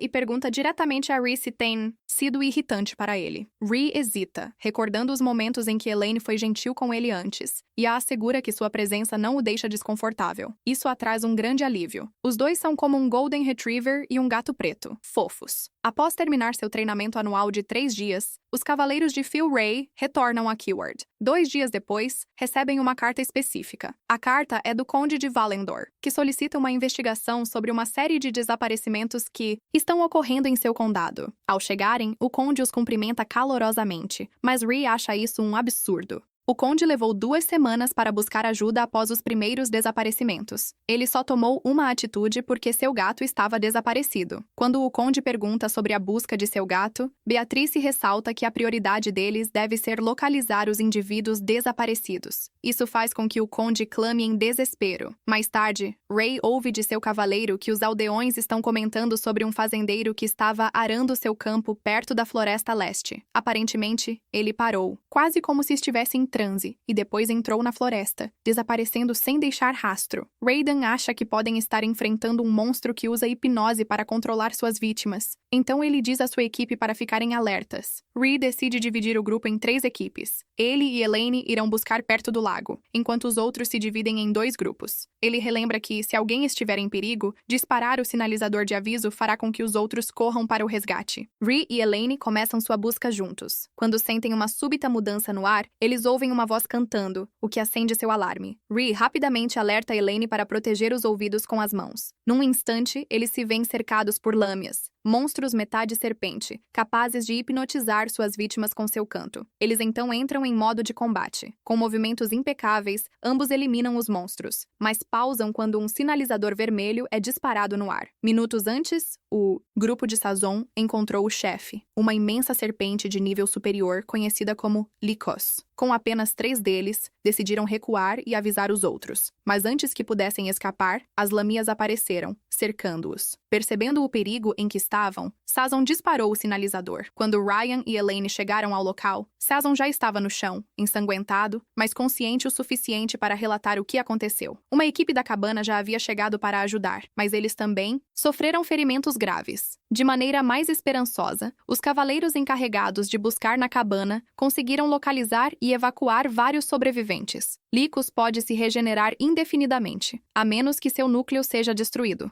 O problema é que ninguém sabe onde o núcleo está escondido. Ree diz a Elaine para ficar atrás e cuidar dos feridos, enquanto ele vai para o ataque. Ele então salta, movendo-se tão rápido que seus golpes se confundem, cortando o monstro repetidamente antes que sua regeneração possa se recuperar totalmente. Quando ele finalmente descobre o núcleo, o monstro enlouquece e avança em direção a Sofia e 2 outros cavaleiros. Elaine imediatamente corre para protegê-los. Ao mesmo tempo, Ree também age, correndo para interceptar o ataque e proteger todos do golpe do monstro. Elaine consegue desferir um golpe crítico em Lycos a tempo, parando-o antes que ele possa engolir Ree. O monstro se recua e começa a se arrastar lentamente, regenerando-se enquanto se retira. Elaine considera persegui-lo para finalizar a luta, mas ao notar que Ree desmaiou no chão, Elaine corre para ele, examina seu estado, encontra uma ferida profunda em seu braço, provavelmente causada pelas presas do monstro. Fica claro que ele foi envenenado. Sua preocupação se transforma em pânico quando Reese de repente tosse sangue. A cena traz à tona uma memória dolorosa de Belly na mesma condição. Elaine desaba em lágrimas, segurando-o e implorando para que ele não a abandone também. Eles voltam para a propriedade do conde, onde o médico os aconselha. Eles precisarão de um antídoto, que pode levar pelo menos 10 dias para ser obtido. Elaine pressiona o médico a encontrar outra solução, e há uma. Ele pode fazer isso sozinho, mas precisa de 2 ingredientes vitais: a erva vegan recém-colhida e o coração de um Lyceus. Sofia os incentiva a ir atrás do monstro imediatamente, mas parece que não podem, porque a maioria dos cavaleiros está ferida. Assim, eles estão marchando para a morte. Então, Elaine anuncia que, enquanto isso, ela irá conseguir a erva vegan, pois sabe onde está e não está ferida. Todos concordam. Elaine agarra a mão de Reese, jurando que vai conseguir a erva a tempo. E, claro, ela pretende derrotar o monstro Lycos e tomar seu coração. Sofia vai verificar Reese, esperando que ele esteja estável, mas fica horrorizada ao vê-lo na cama tossindo sangue. Ele está em estado crítico, e ela sabe que até mesmo um médico não conseguirá ajudar sem o antídoto. Com Elaine já indo recuperar a erva vegan, Sofia percebe que só resta uma coisa que ainda podem fazer: obter o coração de Lycos. Não é algo que ela possa fazer sozinha, mas a culpa a impulsiona a seguir em frente, porque Reese já arriscou sua vida por ela 2 vezes. Então seria essa a razão pela qual ela começou a gostar dele? A garota mimada, mas corajosa, parte sozinha para a floresta, determinada a ajudar Reese. Quando finalmente encontra Lycos, fica completamente horrorizada. Quase vomita ao ver o monstro devorando lâmias, sua própria espécie. Sua mão treme, o medo quase a dominando, mas ela se força a continuar com seu plano. Segurando firme sua determinação, lança seu ataque e consegue atingir o núcleo do monstro. Ela corta Lycos, expondo seu núcleo, mas antes que possa reagir, a cauda do monstro a atinge com força. Ela colide violentamente com o chão, gravemente ferida. Sofia permanece ali, aceitando o que acredita ser seu fim. Ela segura o lenço que o Duque lhe deu, fecha os olhos e se chama de patética. Então, em um instante, tudo muda. A cabeça do monstro é cortada e seu núcleo é destruído pela nossa heroína, Elaine. Ela realmente derruba Lycos. Literalmente. Sofia mal pode acreditar. Elaine decapita Lycos em um único golpe e aterrissa graciosamente, ainda segurando o coração ensanguentado do monstro. Parece que Elaine não percebe que Sofia está ali e está levando o coração para ver como ela está. No entanto, Sofia rapidamente a interrompe, dizendo que não tem tempo para cumprimentos agora. Desde que a condição de Ree piorou, ela pede a Elaine que vá imediatamente. Diz que vai seguir logo atrás. Em vez disso, Elaine a surpreende oferecendo-se para carregá-la nas costas. Eu sinto que são melhores amigas. Enquanto isso, Ree é puxado para uma dolorosa memória de infância. As crianças o zombavam, empurravam-no para uma fonte, chamando-o de monstro. Elas apontam e riem, rotulando-o de filho da bruxa. Enquanto os fogos de artifício explodem acima, o que deveria ter sido um momento alegre se torna algo assombrado. Quando Baltor viu Reed encharcado, ficou imediatamente furioso. Exigiu saber quem havia feito isso com ele. Mas Reed apenas o chamou de estranho. Como podia olhar para ele com pena, quando não havia nada de lastimável em um monstro encharcado? Baltor pergunta quem havia colocado tais pensamentos em sua cabeça, mas Reed apenas diz a verdade. Sua mãe era uma bruxa que uma vez queimou milhares de vidas inocentes sem misericórdia. Antes que pudesse dizer mais, Baltor o puxou para um abraço firme e reconfortante. Disse que, mesmo que ela fosse sua mãe, isso não o tornava um monstro. Aquelas palavras atingiram Reed com força. Tudo o que ele sempre quis foi a certeza de que era ok existir. Todos os outros o chamavam de monstro e zombavam dele. Mas Baltor sempre estava ao seu lado. Ele o protegia e parecia mais ferido do que ele mesmo, sempre que Reed se machucava. Baltor era seu único aliado, sua luz. Até que um dia, chegou a notícia de que Baltor havia desaparecido. Antes de partir, ele garantiu a Reed que retornaria após investigar algo. Mesmo assim, o garoto não conseguia afastar a sensação de inquietude em seu peito. E como se revelou, seus instintos estavam corretos. Não muito depois do desaparecimento de Baltor, alguém muito menos bem-vindo apareceu. Michael de Philon, o príncipe herdeiro. Michael, uma criança cruel e arrogante, convocou Reed para puni-lo por não tê-lo cumprimentado corretamente no corredor e afirmar seu status. Reed desculpou-se rapidamente, esperando evitar problemas, mas não adiantou. Michael zombou e o golpeou no rosto, exigindo que tentasse novamente. Tremendo, Reed obedeceu, mas cada tentativa só lhe rendeu mais um tapa, repetidamente. Quando Michael se cansou, o rosto de Reed estava inchado e seu lábio sangrando. Como se isso não fosse suficiente, o príncipe o chutou, forçando-o a ficar de joelhos, enquanto ordenava que conhecesse seu lugar e mantivesse a cabeça baixa. Esse garoto é demais. Mimado até dizer chega. Isso é absolutamente nojento. O karma vai se encarregar de você. Basta esperar. Enfim, foi nesse momento que Reed percebeu que, sem Baltor, ainda era apenas um garoto indefeso. Então, ele decidiu mudar. Quando completou 14 anos, finalmente ganhou a força para se proteger. Eu adoro personagens que transformam seu trauma em força, como Reed. Quando Reed começou a governar Killian, tentativas de assassinato começaram a ocorrer frequentemente. Então, ele decidiu nomear seu primeiro guarda pessoal, Ron. Ron era vibrante, quase transbordando entusiasmo, de uma forma que poderia ser exaustiva nos piores dias. Mas ela confia que ele estará ao seu lado. No entanto, essa decisão se transformou em tragédia. O Sunshine Boy faleceu em uma explosão. Não parou por aí. Os próximos guardas pessoais também continuaram perdendo suas vidas, seja por sufocamento, afogamento, envenenamento ou até mesmo por suicídio. Reed começou a acreditar que era uma maldição. Temendo que mais vidas inocentes se perdessem, ele parou de nomear novos guardas. Até que Elaine apareceu. Reed se mostrou curioso quando recebeu a espada e perguntou a Baltor sobre a mulher que a encomendou. Baltor disse a ele que era Elaine, uma antiga amiga de sua mãe. Ele a descreveu como tendo olhos verdes claros, longos cabelos prateados e uma personalidade alegre e radiante. Também mencionou que Elaine sempre estava especialmente feliz quando estava com Reed. Ele se lembrou dela dizendo que queria que Reed fosse feliz e prometeu sempre protegê-lo. Logo após essas memórias surgirem, Reed acordou e encontrou Elaine chorando por ele. Reed se pergunta se ainda está sonhando, porque, se esta é a Elaine de seu passado, faz sentido porque ela teria uma expressão tão aliviada. Mas não, ela é Dame Elaine, sua cavaleira pessoal. Elaine explica que ele esteve em estado crítico devido ao veneno de Lycaeus e que só havia acordado após receber o antiveneno. Um tanto timidamente, ela admite que tinha sido ela a cuidar dele, porque não conseguia garantir um descanso tranquilo. Isso lhe rendeu um sorriso genuíno de Reed enquanto ele a agradece. Ela parece surpreendida por um momento, mas então devolve o sorriso e diz que foi uma honra. Me pergunto se esse sorriso a lembrou de Bella. Enquanto isso, Sofia, que também estava se recuperando devido a seus ferimentos, não conseguia deixar de se sentir confusa sobre o poder avassalador de Elaine, muito além até mesmo dos duques. Elaine logo aparece e informa-a de que o antiveneno funcionou e que Reed havia adormecido novamente. Sua expressão então se torna séria ao pedir a Sofia que mantenha a verdade sobre sua força em segredo. Ela realmente não quer atenção desnecessária, especialmente porque seu poder já ultrapassa o de Reed, o mais poderoso dos cavaleiros. Se sua identidade se tornasse amplamente conhecida, haveria um alto risco de pessoas pessoas que a conheciam no passado começarem a procurar por ela e questionarem por que ela ainda se parecia com a mesma que era há 20 anos. Para a surpresa de Elaine, Sophia jura, por sua honra de cavaleira, que não contará a ninguém, como uma forma de retribuir Elaine por ter salvado sua vida. Ela também se desculpa por sua rudeza anterior, admitindo que havia julgado Elaine sem conhecer suas verdadeiras habilidades. Sophia confessa que sentiu um pouco de ciúmes, especialmente porque Elaine se tornou a guarda pessoal do Duque, uma posição que ela própria havia esperado conquistar por muito tempo e ganhar seu reconhecimento. Sophia era a filha mais velha de um conde caído. Há 5 anos, monstros atacaram sua aldeia, destruindo toda a sua família. Quando Rhys a salvou, ela ficou tão furiosa com ele. Naquele momento, acreditava ter perdido tudo e até pensou que a morte seria mais fácil do que sobreviver. Rhys entendeu sua dor, mas lhe disse que sobreviver significava carregar esse peso. As palavras dele a deixaram ainda mais irritada. Ela sentia que ele falava com muita leveza sobre algo que nunca havia vivido. Foi então que Rhys revelou a verdade sobre si mesmo. Ele também havia perdido tudo: família, lar. Houve um tempo em que tudo o que podia fazer era chorar. Mas ele aprendeu que aqueles que já perderam tudo não se quebram facilmente. Ele disse a ela com firmeza que ela também não se quebraria. Em vez de deixar o desespero definir sua vida, ele a incentivou a se levantar. Ela ainda tinha toda uma vida pela frente. Para alguém com um passado tão doloroso, Ray tinha uma mentalidade surpreendentemente centrada e saudável. É realmente refrescante ver isso em um protagonista masculino. Ouvir a história de Sophia emocionou Elaine o suficiente para que ela a abraçasse gentilmente. Justamente então, Sazan chegou e perguntou curioso como Elaine conseguiu derrotar o Lycos. Elaine entrou em pânico, percebendo que não haviam concordado sobre o que contar aos outros. Mas, para sua surpresa, Sophia respondeu calmamente que Elaine havia derrotado o monstro sozinha. Ela acrescentou que também lutou, mas no final, sentia que apenas atrasou Elaine. Mais tarde, Elaine foi ver Rhys com seu guisado de urso caseiro. Antes de dar uma mordida, Rhys a questionou diretamente se era verdade que ela havia derrotado o Lycos sozinha. Ela rapidamente negou, dizendo que Sophia estava lá para ajudar também. No entanto, Rhys então perguntou inesperadamente o que ela estava fazendo, antes de se tornar uma cavaleira, pegando-a totalmente de surpresa. Elaine começou a entrar em pânico interno enquanto Rhys ficava curioso sobre sua identidade. Felizmente, ele a seguiu gentilmente, perguntando se ela estava desconfortável em falar sobre seu passado. Quando ela admitiu que sim, ele imediatamente mudou de assunto e simplesmente elogiou o guisado. Ela relaxou um pouco com isso e mencionou que aprendeu a cozinhar com alguém quando era criança. Rhys assumiu naturalmente que eram seus pais, mas ficou surpreso ao ouvir que ela tinha sido abandonada. Ela só sobreviveu porque alguém de bom coração a acolheu. Suavemente, Rhys comentou que quem a criou deve tê-la amado verdadeiramente. Este simples comentário ativou algo na memória de Elaine. Flashes de um tempo mais jovem, dela e Bella cozinhando felizes juntas. Isso a fez começar a chorar, porque se pudesse contar a verdade naquele momento, diria que a pessoa que ele acabara de elogiar era sua própria mãe. Após a recuperação de Rhys, realizaram buscas adicionais. No entanto, além dos sobreviventes que já haviam encontrado no primeiro dia, não descobriram mais nada, apenas os restos das vítimas. Em uma nota um pouco mais positiva, Rhys e Elaine conseguiram encontrar o amado gato do conde, aquele que ele estava tão desesperado para localizar. O conde ficou tão feliz ao abraçar seu gato que decidiu organizar um banquete para comemorar. Todos os cavaleiros estavam se divertindo maravilhosamente. E veja, Sophia, nossa nova amiga preparou um prato inteiro de comida só para Elaine. É ótimo ver essa mudança. Sazan está um pouco preocupado. Sophia pode ter adicionado algo à carne, especialmente porque ela costumava provocar uma briga com Elaine. Isso levou a algumas discussões entre as duas. Elaine, percebendo que Rhys estava saindo, se afastou discretamente. Ela agiu como um filhote grudento e perguntou se poderia acompanhar Rhys. Vendo o quanto ela estava animada, ele a deixou juntá-los. Enquanto caminhavam, notaram as flores começando a florescer. Rhys mencionou que Killiard realiza um festival de flores e borboletas todo mês de março. Isso fez Elaine pensar silenciosamente em adquirir a Saturn antes disso. Ela então pediu uma licença de uma semana, e ele concordou. Elaine, gentilmente, perguntou se ele gostava de fogos de artifício, mas a pergunta trouxe de volta lembranças desagradáveis de bullies de sua infância. Antes que ele pudesse responder completamente, o relógio marcou meia-noite. Ela usou sua magia para criar mini-fogos de artifício suaves no céu, e então lhe entregou um presente. Ray percebeu que havia se esquecido completamente do seu próprio aniversário em meio a todo o caos. Aflito, ele a agradeceu sinceramente, admitindo que o presente significava muito para ele. Ainda confuso, perguntou por que ela sempre o tratava com tanta bondade. Elaine simplesmente sorriu radiante e disse que só desejava sua felicidade. Como filho da bruxa, Ray estava acostumado a ouvir as pessoas desejando seu sofrimento. No entanto, Elaine estava ali, desejando sua felicidade em vez disso. Ele pensou que talvez fosse a luz brilhante dos fogos de artifício anteriores, brilhando tão intensamente que havia ofuscado suas más memórias do passado. Com um pequeno sorriso, disse que os fogos de artifício não eram tão ruins assim, afinal. Não, Elaine não tem ideia de que está lentamente o curando, sem nem perceber. Após alguns dias, voltaram a Killyard, onde tanto Elaine quanto Sophia foram homenageadas por sua bravura. Elaine, em particular, foi muito respeitada na Ordem dos Cavaleiros por suas contribuições significativas. Nesse momento, Rhys estava atolado em papelada. Sem Elaine por perto para ajudá-lo, ela não estaria de volta por mais 4 dias. E quando ela retornasse, o festival já estaria começando. Por causa disso, Lol encorajou Rhys a ir ao festival com ela. Lol compartilhou que Elaine estava planejando convidá-lo para ir ao festival juntos assim que ela voltasse, o que realmente surpreendeu Rhys. Sua conversa foi interrompida quando Hillier, a bonita e fria cavaleiro senhorita, entrou no escritório para relatar seu retorno da expedição. Ela informou ao Duque que havia conseguido eliminar os monstros, mas mais uma vez não conseguiu localizar Baltor. Rhys disse a ela para não se desculpar, afirmando que, mais do que ninguém, ele sabia que ela queria encontrar Baltor ainda mais do que ele. Já se passaram 10 anos desde o desaparecimento de Baltor. Antes de partir, ele dissera a Rui que, se não retornasse, sua filha Elia o protegeria em seu lugar. Enquanto isso, Elaine conseguiu colher a flor Saturn da montanha e pousou com facilidade, como se não fosse nada. Em seguida, um pequeno sorriso se formou em seu rosto ao pensar em voltar. Quando Elaine retornou a Killyard naquele dia, ficou surpresa ao ver cavaleiros desconhecidos em seus uniformes. De repente, Sophia a tocou no ombro, expressando sua felicidade em ver Elaine novamente. Aproveitando a oportunidade, Elaine pergunta a Sophia sobre os cavaleiros. Isso faz com que Sophia explique que os cavaleiros à sua frente são membros da Ordem dos Cavaleiros, que retornaram recentemente de uma longa missão. Nesse momento, um dos cavaleiros indaga se Elaine é uma nova recruta, pois nunca a viu antes. Isso leva Elaine a cumprimentá-los e a se apresentar formalmente como a guarda pessoal do Duque. Isso provoca uma reação imediata nos cavaleiros, que ficam incrédulos ao saber que o Duque nomeou uma completa novata como sua guarda pessoal. Sophia se espanta e rapidamente intervém, pedindo que não julguem Elaine de forma precipitada. Ela então revela que Elaine derrotou o aterrorizante Lycos sozinha, o que surpreende ainda mais os cavaleiros. Justamente então, Season chama o nome de Elaine com entusiasmo, acenando alegremente. Ele está claramente feliz por vê-la novamente. Menciona que, se soubesse que ela chegaria mais cedo, teria avisado ao Duque, deixando Elaine confusa. Elaine corre em direção ao escritório de Rhys para avisá-lo que chegou. Ele imediatamente informa que LOL já lhe disse que ela quer participar do festival com ele, mas Rhys não consegue terminar a frase, porque a reação de Elaine o interrompe. Ela o faz prometer que não voltará atrás em sua palavra antes de deixar seu escritório. No dia do festival, Rhys espera por Elaine, que rapidamente pede desculpas por ter se atrasado um pouco, enquanto se arrumava para a ocasião.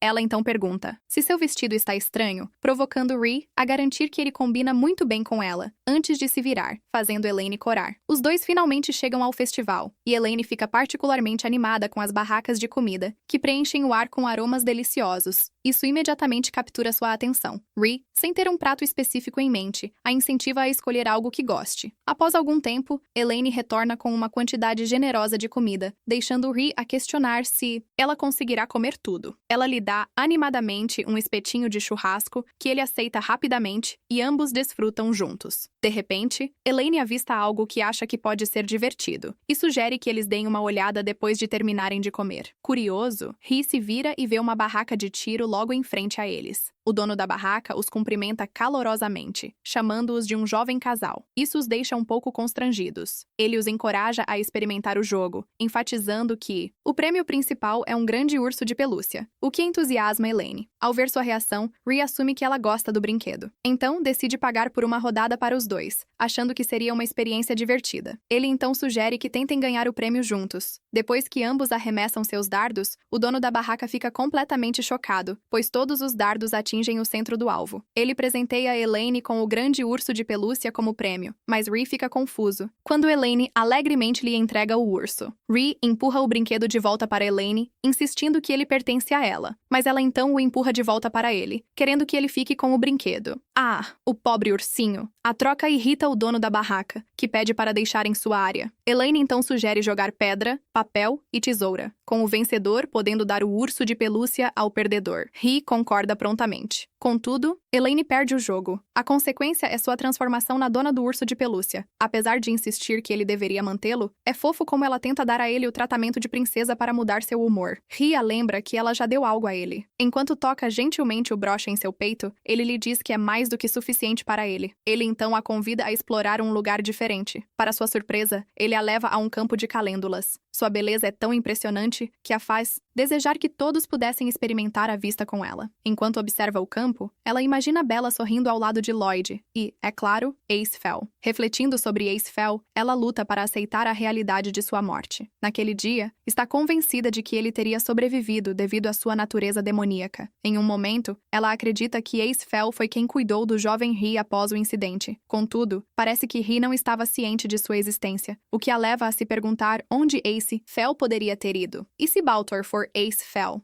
Depois de um tempo, eles deixam o lugar apenas para serem surpreendidos ao ver alguém urgentemente procurando por ele. Isso o leva a intervir. Ree reconhece rapidamente a pessoa como o mordomo da casa Rister, que entrega a chocante notícia de que o irmão mais novo de Lady Hellier, Edwin, foi sequestrado. Apenas ontem, Edwin saiu com seu guarda-costas pessoal, Jace, para comprar mantimentos. Ele queria preparar uma refeição saborosa para sua irmã, especialmente porque marcava o primeiro aniversário de sua ascensão como conde. No entanto, seu passeio pacífico se tornou perigoso quando um grupo de assassinos o cercou. Embora Jace fosse habilidoso e forte, ele foi pego desprevenido quando os atacantes o eletrocutaram. Os assassinos então ameaçaram Edwin, avisando que queimariam Jace vivo se ele se recusasse a cooperar. Sem outra escolha, o menino relutantemente o seguiu. Antes de partir, os assassinos jogaram uma carta em direção a Jace, ferido, e ordenaram que ele a entregasse a Hilaire. A mensagem exigia que ela chegasse ao local designado com Rhys. Caso contrário, seu irmão seria executado. O mordomo informa a Ree que Hillier está secretamente se preparando para resgatar Edwin sozinha, recusando-se a envolvê-lo porque teme que isso o coloque em perigo. No entanto, quando o mordomo menciona que a carta traz o nome dos mercenários Galois, Ree imediatamente os reconhece como o mesmo grupo de bandidos que derrotaram há 2 anos. Essa realização deixa claro que isso é uma vingança pessoal contra ele. Desesperado, o mordomo implora ajuda a Ree, dizendo que já perderam o Conde Balfour e que se perderem Edwin também, isso certamente significará a queda do domínio Wister. Hillier fica chocada quando Ree chega à mansão Wister. No momento em que ele diz que já foi informado sobre o que aconteceu, ela se vira imediatamente para lançar um olhar raivoso ao pobre mordomo. Ela pede ao duque que não se envolva, mas Ree explica que os assassinos certamente matarão Edwin no ato se ele não aparecer. Mesmo assim, Hillier recusa teimosamente, pois ainda carrega a promessa que fez ao pai de que o protegeria, não importa o que acontecesse. Elaine escuta em silêncio enquanto os dois continuam a discutir. Mas, lá dentro, ela ainda não consegue acreditar que Hillier é realmente a filha de Balfour. No passado, eles não eram particularmente próximos, porém, ela o lembra como o comandante dos Cavaleiros Reais e um dos amigos mais chegados de Lloyd. Descobrir que ele desapareceu enquanto cuidava de Rye deixa um peso pesado em seu peito. No fim, Hillier diz que só permitirá que Rhys se junte à operação de resgate se ele prometer que, no momento em que se ver em perigo, fugirá imediatamente, mesmo que isso signifique abandonar tanto ela quanto seu irmão. Ree concorda com a condição dela, sem hesitar. Enquanto isso, Elaine se adianta e garante a Hillier que a protegerá pessoalmente. Edwin, por sua vez, está amarrado a uma cadeira com cordas, ouvindo o sequestrador falar sobre seu ódio por Rhys. O homem afirma que Rhys é filho da bruxa responsável pela tragédia de Sebeca. Aquele desastre custou a vida de seu pai e deixou seu corpo todo coberto de queimaduras. Ele explica que sobreviveu com muito esforço, formando um grupo mercenário, apenas para que Rhys destruísse aquilo também. Para ele, tanto a mãe quanto o filho arruinaram sua vida. É por isso que seu ódio é tão profundo. Depois de despejar todas as suas queixas, o sequestrador pergunta a Edwin o que ele pensa sobre sua história. No entanto, em vez de compaixão, tudo o que recebe é um olhar frio e uma resposta direta do garoto. Como isso é da minha conta? O garotinho parece esquecer que está literalmente em uma situação de vida, ou morte. A resposta fria de Edwin instantaneamente enfurece o sequestrador. Furioso, o homem o esbofeteia violentamente antes de puxar uma faca e pressionar sua ponta afiada perigosamente perto do olho de Edwin. Felizmente, um dos subordinados do sequestrador chega de repente para relatar que há uma infiltração. Por causa da interrupção, Edwin, felizmente, consegue manter seus olhos, pois os sequestradores saem imediatamente da sala. Enquanto isso, a equipe de resgate se divide em dois grupos. He e Elaine seguem para o edifício ocidental,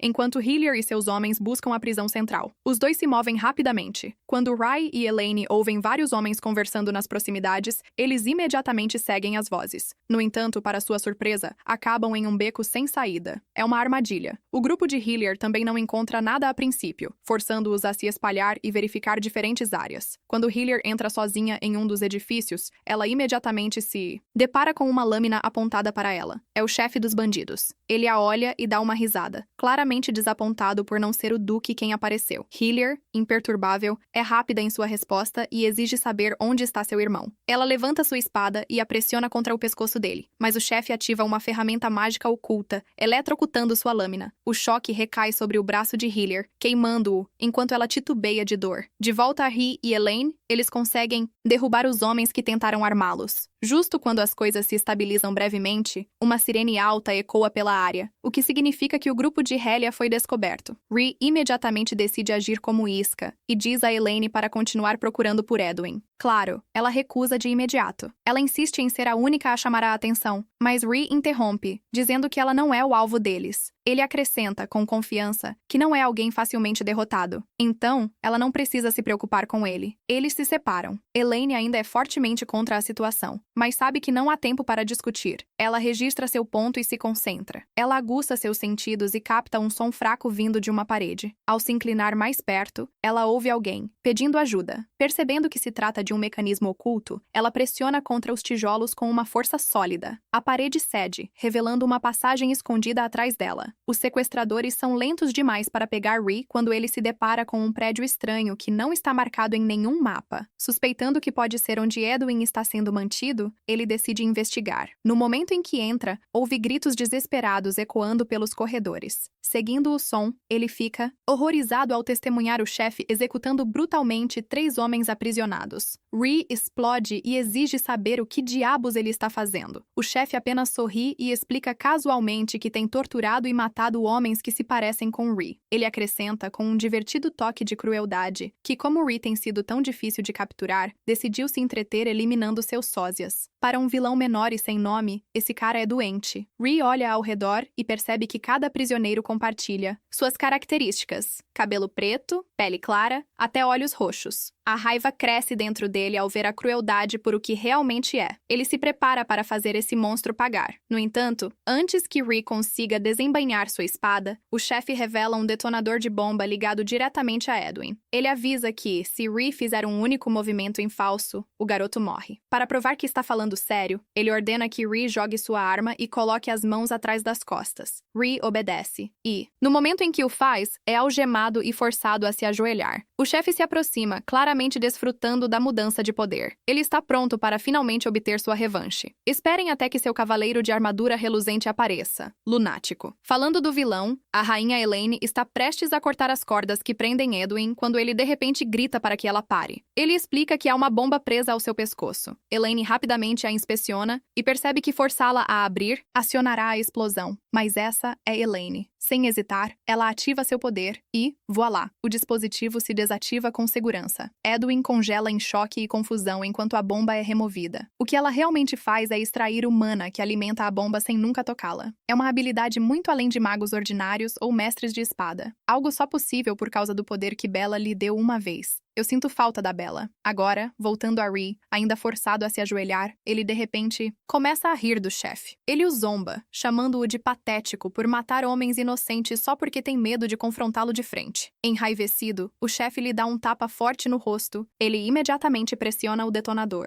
mas nada acontece. Rhee revela que a bomba já foi desativada e que a contagem foi recuperada em segurança. Quando o chefe exige saber como ele descobriu, Rhee, sorridente, compartilha que seu broche é, na verdade, verdade, um dispositivo de comunicação. Rhee então se solta das algemas, agarra o chefe e o derruba no chão. Os demais capangas entram correndo. Hillier e os cavaleiros chegam a tempo, derrubando-os um a um com ataques precisos de adagas. Após arrastar os criminosos, Rhee se preocupa com o braço de Hillier. Ele fica aliviado ao saber que não é algo que ameace a vida. Eu percebi que os dois são amigos de infância. Eles agem de maneira muito formal um com o outro. Logo depois, Elaine e Edwin chegam. Helia imediatamente puxa seu irmão mais novo para um abraço apertado, pedindo desculpas por chegar atrasada. Edwin simplesmente sorri, tranquilizando-a, sem um pingo de culpa. Com a situação finalmente resolvida, todos fazem o caminho de volta para a propriedade Rister juntos. Elaine está claramente enfurecida por terem conseguido deixar uma marca no rosto bonito de Rhee. Ela insiste que vai cuidar disso adequadamente, para que não fique uma cicatriz. Ela se infiltra para aplicar o remédio pessoalmente, enquanto ele se afasta, praticamente se comportando como um gato tentando escapar de suas mãos. Rhee eventualmente se entrega, mas enquanto ela se inclina perto, ele se sente desconfortável, sem saber onde olhar, pego de surpresa pelo quão próxima está sua face. Os irmãos Rister entram no quarto para agradecer pela ajuda deles. Helia admite que ficou surpresa ao saber que Rhee havia nomeado Elaine como sua guarda pessoal, mas, após o que aconteceu na noite passada, ela agora entende o motivo. Ela estende a mão, dizendo que espera continuar a trabalhar com Elaine. Elaine sorri radiante e aperta sua mão calorosamente. No entanto, desconhecidas para elas, uma figura encapuzada observa de uma árvore próxima, assistindo tudo, silenciosamente. Baltor, um espião, ou talvez Asvel. Poucos dias após retornar a Killian, Elaine recebe uma carta de Nathan dizendo que terminou sua investigação e que em breve a visitará pessoalmente para entregar suas descobertas. Logo após, Rhee entra em seu quarto, um pouco tímido, e a presenteia com um par de luvas. Elaine fica visivelmente surpresa e genuinamente feliz. Ele explica que quer demonstrar sua gratidão, especialmente pela ajuda no resgate de Edwin. Ele admite que, se tivesse falhado, não acredita que conseguiria se perdoar. Ele também comenta que não teria conseguido encarar Balfour novamente se tivesse deixado seu filho morrer. Após isso, ela sai para encontrar Nathan, como prometido. Ela entrega o Saturn e, em troca, Nathan lhe dá todos os documentos que conseguiu reunir em sua investigação. Ele explica que examinou cada feitiço que pôde encontrar e incluiu qualquer coisa que correspondesse à descrição dela. Ela começa a revisá-los um a um, enquanto folheia as páginas. Uma pequena nota escorrega. Quando ela a pega, sua expressão muda instantaneamente. Elaine reconhece a marca pela qual tem procurado. Nathan fica horrorizado e pergunta se aquele é realmente o feitiço que ela está buscando. Ele informa que não é usado desde os tempos antigos, pois é muito perigoso. É capaz de mergulhar toda uma terra em caos. Nathan se torna sério e pergunta quem Elaine realmente é, já que mal algum mago deveria conhecer um feitiço tão antigo. No entanto, Elaine se recusa a responder. Em vez disso, ela o tranquiliza, dizendo que, se ele está preocupado que ela possa usá-lo mal, não precisa. Ela não tem nem mesmo a capacidade de fazê-lo. Felizmente, Nathan parece aceitar suas palavras e começa a explicar mais. O feitiço antigo permite que seu usuário tenha controle total sobre a mente de outra pessoa. Essa explicação imediatamente se conecta para Elaine, fazendo com que os olhos sombrios de Bella durante aquele incidente finalmente façam sentido. Elaine se consome em silêncio. A raiva borbulha dentro dela, direcionada a quem quer que tenha distorcido Bella para prejudicar Sebeca e seu povo. Tentando se acalmar, ela escuta. Enquanto Nathan continua, revelando que a marca do feitiço requer o sangue de um dragão demoníaco. Nesse momento, Elaine olha para cima e pergunta calmamente se ele pode atender a outro pedido seu. 20 anos atrás, uma ordem imperial foi emitida para exterminar os dragões demoníacos da Terra. A família real participou daquela missão. O casal, Bella e Lloyd, o segundo príncipe, o terceiro príncipe e Hazidin, o imperador da época, a quem Elaine ainda não percebe que é o verdadeiro mestre por trás de tudo. Pelo que sabe, Hazidion e Lloyd desapareceram após a tragédia de Sebeca. Chelsea, o segundo príncipe, acabou herdando o trono, enquanto o terceiro príncipe, agora um duque, sempre manteve um forte desprezo por Bella. Elaine ainda não tem uma ideia clara de quem orquestrou tudo isso. Para encontrar uma pista, ela percebe que precisa de algo crucial, uma lista completa de todos que participaram daquela missão. Hoje, Reese chama Sazon e Elaine para seu escritório, para informá-los que está atualmente negociando um acordo com a casa Lakers, pois eles precisam de madeira de alta qualidade para seus projetos de reparo. Ele explica que já entrou em contato com o Marquês, mas o homem concordou com o acordo sob a condição de que Sazon o acompanhe. Sabendo que Sazon conseguiu se juntar aos cavaleiros com o apoio do Marquês, Rhys pergunta se ele tem ideia do porquê do Marquês querer vê-lo novamente. Quando Sazon hesita em responder, Rhys escolhe não pressionar mais o assunto. Em vez disso, simplesmente solicita que Sazon o acompanhe para a reunião, e Sazon concorda. Quando chegam, o Marquês Lakers os recebe calorosamente, sua atenção permanecendo especialmente em Sazon. No entanto, Sazon parece visivelmente ansioso, quase murmurando a palavra pai, antes de corrigir-se rapidamente e endereçá-lo formalmente como Lord Lakers.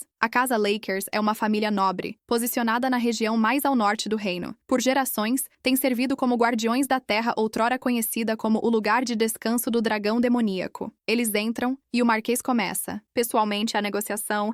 Isso deixa Rhys um pouco confuso. Pelo que sabe, a filha da Marquesa geralmente cuida de tais assuntos. A Marquesa simplesmente explica que sua filha não tem se sentido bem ultimamente. Isso os leva a prosseguir com a discussão sem ela. Julie, a filha da Marquesa, uma vez teve uma influência significativa na alta sociedade, mas parou de fazer aparições públicas há 1 ano. Um criado chega para servir o chá, mas de repente tropeça, fazendo com que Elaine rapidamente o segure junto com a bandeja. Mesmo assim, um pouco de chá derrama sobre as roupas de Elaine. A criada se oferece para acompanhá-la para trocar de roupa. Enquanto caminham pelo corredor, Elaine pede uma toalha seca e diz à criada para voltar ao trabalho. Uma vez sozinha, Elaine aproveita a oportunidade para olhar ao redor. Como a Casa Lakers guarda o norte, todos que entram nas montanhas do norte devem se apresentar a eles. Isso significa que eles provavelmente têm registros do grupo que matou o dragão há 20 anos. Mas antes que ela possa investigar mais, esbarra de repente em um homem de temperamento exaltado e cabelos dourados. Este deve ser o príncipe herdeiro que intimidou Ray. Ele chama Elaine de camponesa de forma rude. Ela rapidamente se desculpa e tenta passar por ele. No entanto, o homem a agarra pelo ombro e exige um pedido de desculpas adequado. Não, Elaine responde, afirmando que ele também deveria se desculpar, já que não é a única em falta. Nesse momento, Rhys chega e se dirige ao homem, como Vossa Alteza, confirmando que esse lixo é de fato Michael, o príncipe herdeiro. Michael insulta Rhys ao chamá-lo de baixa evil pedigree, instantaneamente despertando a raiva de Elaine. Mas antes que as coisas possam piorar, a Marquesa aparece. O velho nobre claramente não está satisfeito com a visita não anunciada de Michael e afirma friamente que não pode entretê-lo no momento, devido ao seu compromisso prévio com Rhys. Isso imediatamente fere o orgulho de Michael. Em um tom autoritário, ele ordena à Marquesa que traga Julie. Ele diz que está cansado de ouvir desculpas sobre Julie estar doente demais para discutir seu casamento, lembrando à Marquesa que esta já é sua 5ª visita nos últimos 3 meses. Neste ponto, ele duvida abertamente se Julie está realmente doente. A Marquesa então deixa o ato educado de lado e afirma de forma direta que Julie simplesmente não quer se casar com ele. Michael pediu honestidade. Então, a Marquesa acrescenta que eles sabem que ele só quer controle sobre a autoridade e os recursos naturais do norte. Furioso, Michael morde os dentes de raiva, embora pareça que ele ainda tenha bom senso suficiente para se afastar em vez de causar uma cena. A Marquesa decide se afastar para esfriar a cabeça. Então, Sazon acompanha Rhys e Elaine até o quarto deles. No caminho, encontram inesperadamente Julie. Ela está em um estado frenético, quebrando coisas ao seu redor enquanto grita por Caesar. No momento em que Sazon ouve esse nome, a força em seus joelhos se esvai e ele parece visivelmente abalado. Julie se aproxima de Sazon com a mão ensanguentada e levanta um pedaço de vidro e aponta para ele. Com uma calma assustadora, pergunta por que ele retornou quando ainda não consegue proteger ninguém. Sazon não consegue encontrar seu olhar. Ele se ajoelha para se desculpar, mas a Marquesa rapidamente o puxa de volta. A Marquesa então pergunta a Julie quando ela vai parar de culpar Sazon pelo que aconteceu no passado. Julie dá um sorriso ácido e amargo. Diz que ele também é responsável. Afinal, foi ele quem assassinou Caesar. A expressão da Marquesa endurece. A culpa pisca em seu rosto. Mas antes que mais alguma coisa possa ser dita, Julie desaba. Há algo sério acontecendo aqui. Rhys tenta não se intrometer nos problemas familiares, mas se preocupa que isso possa afetar o acordo da madeira. Então a Marquesa decide ser honesta. Sazon assume a explicação. Sazon tinha um irmão mais velho,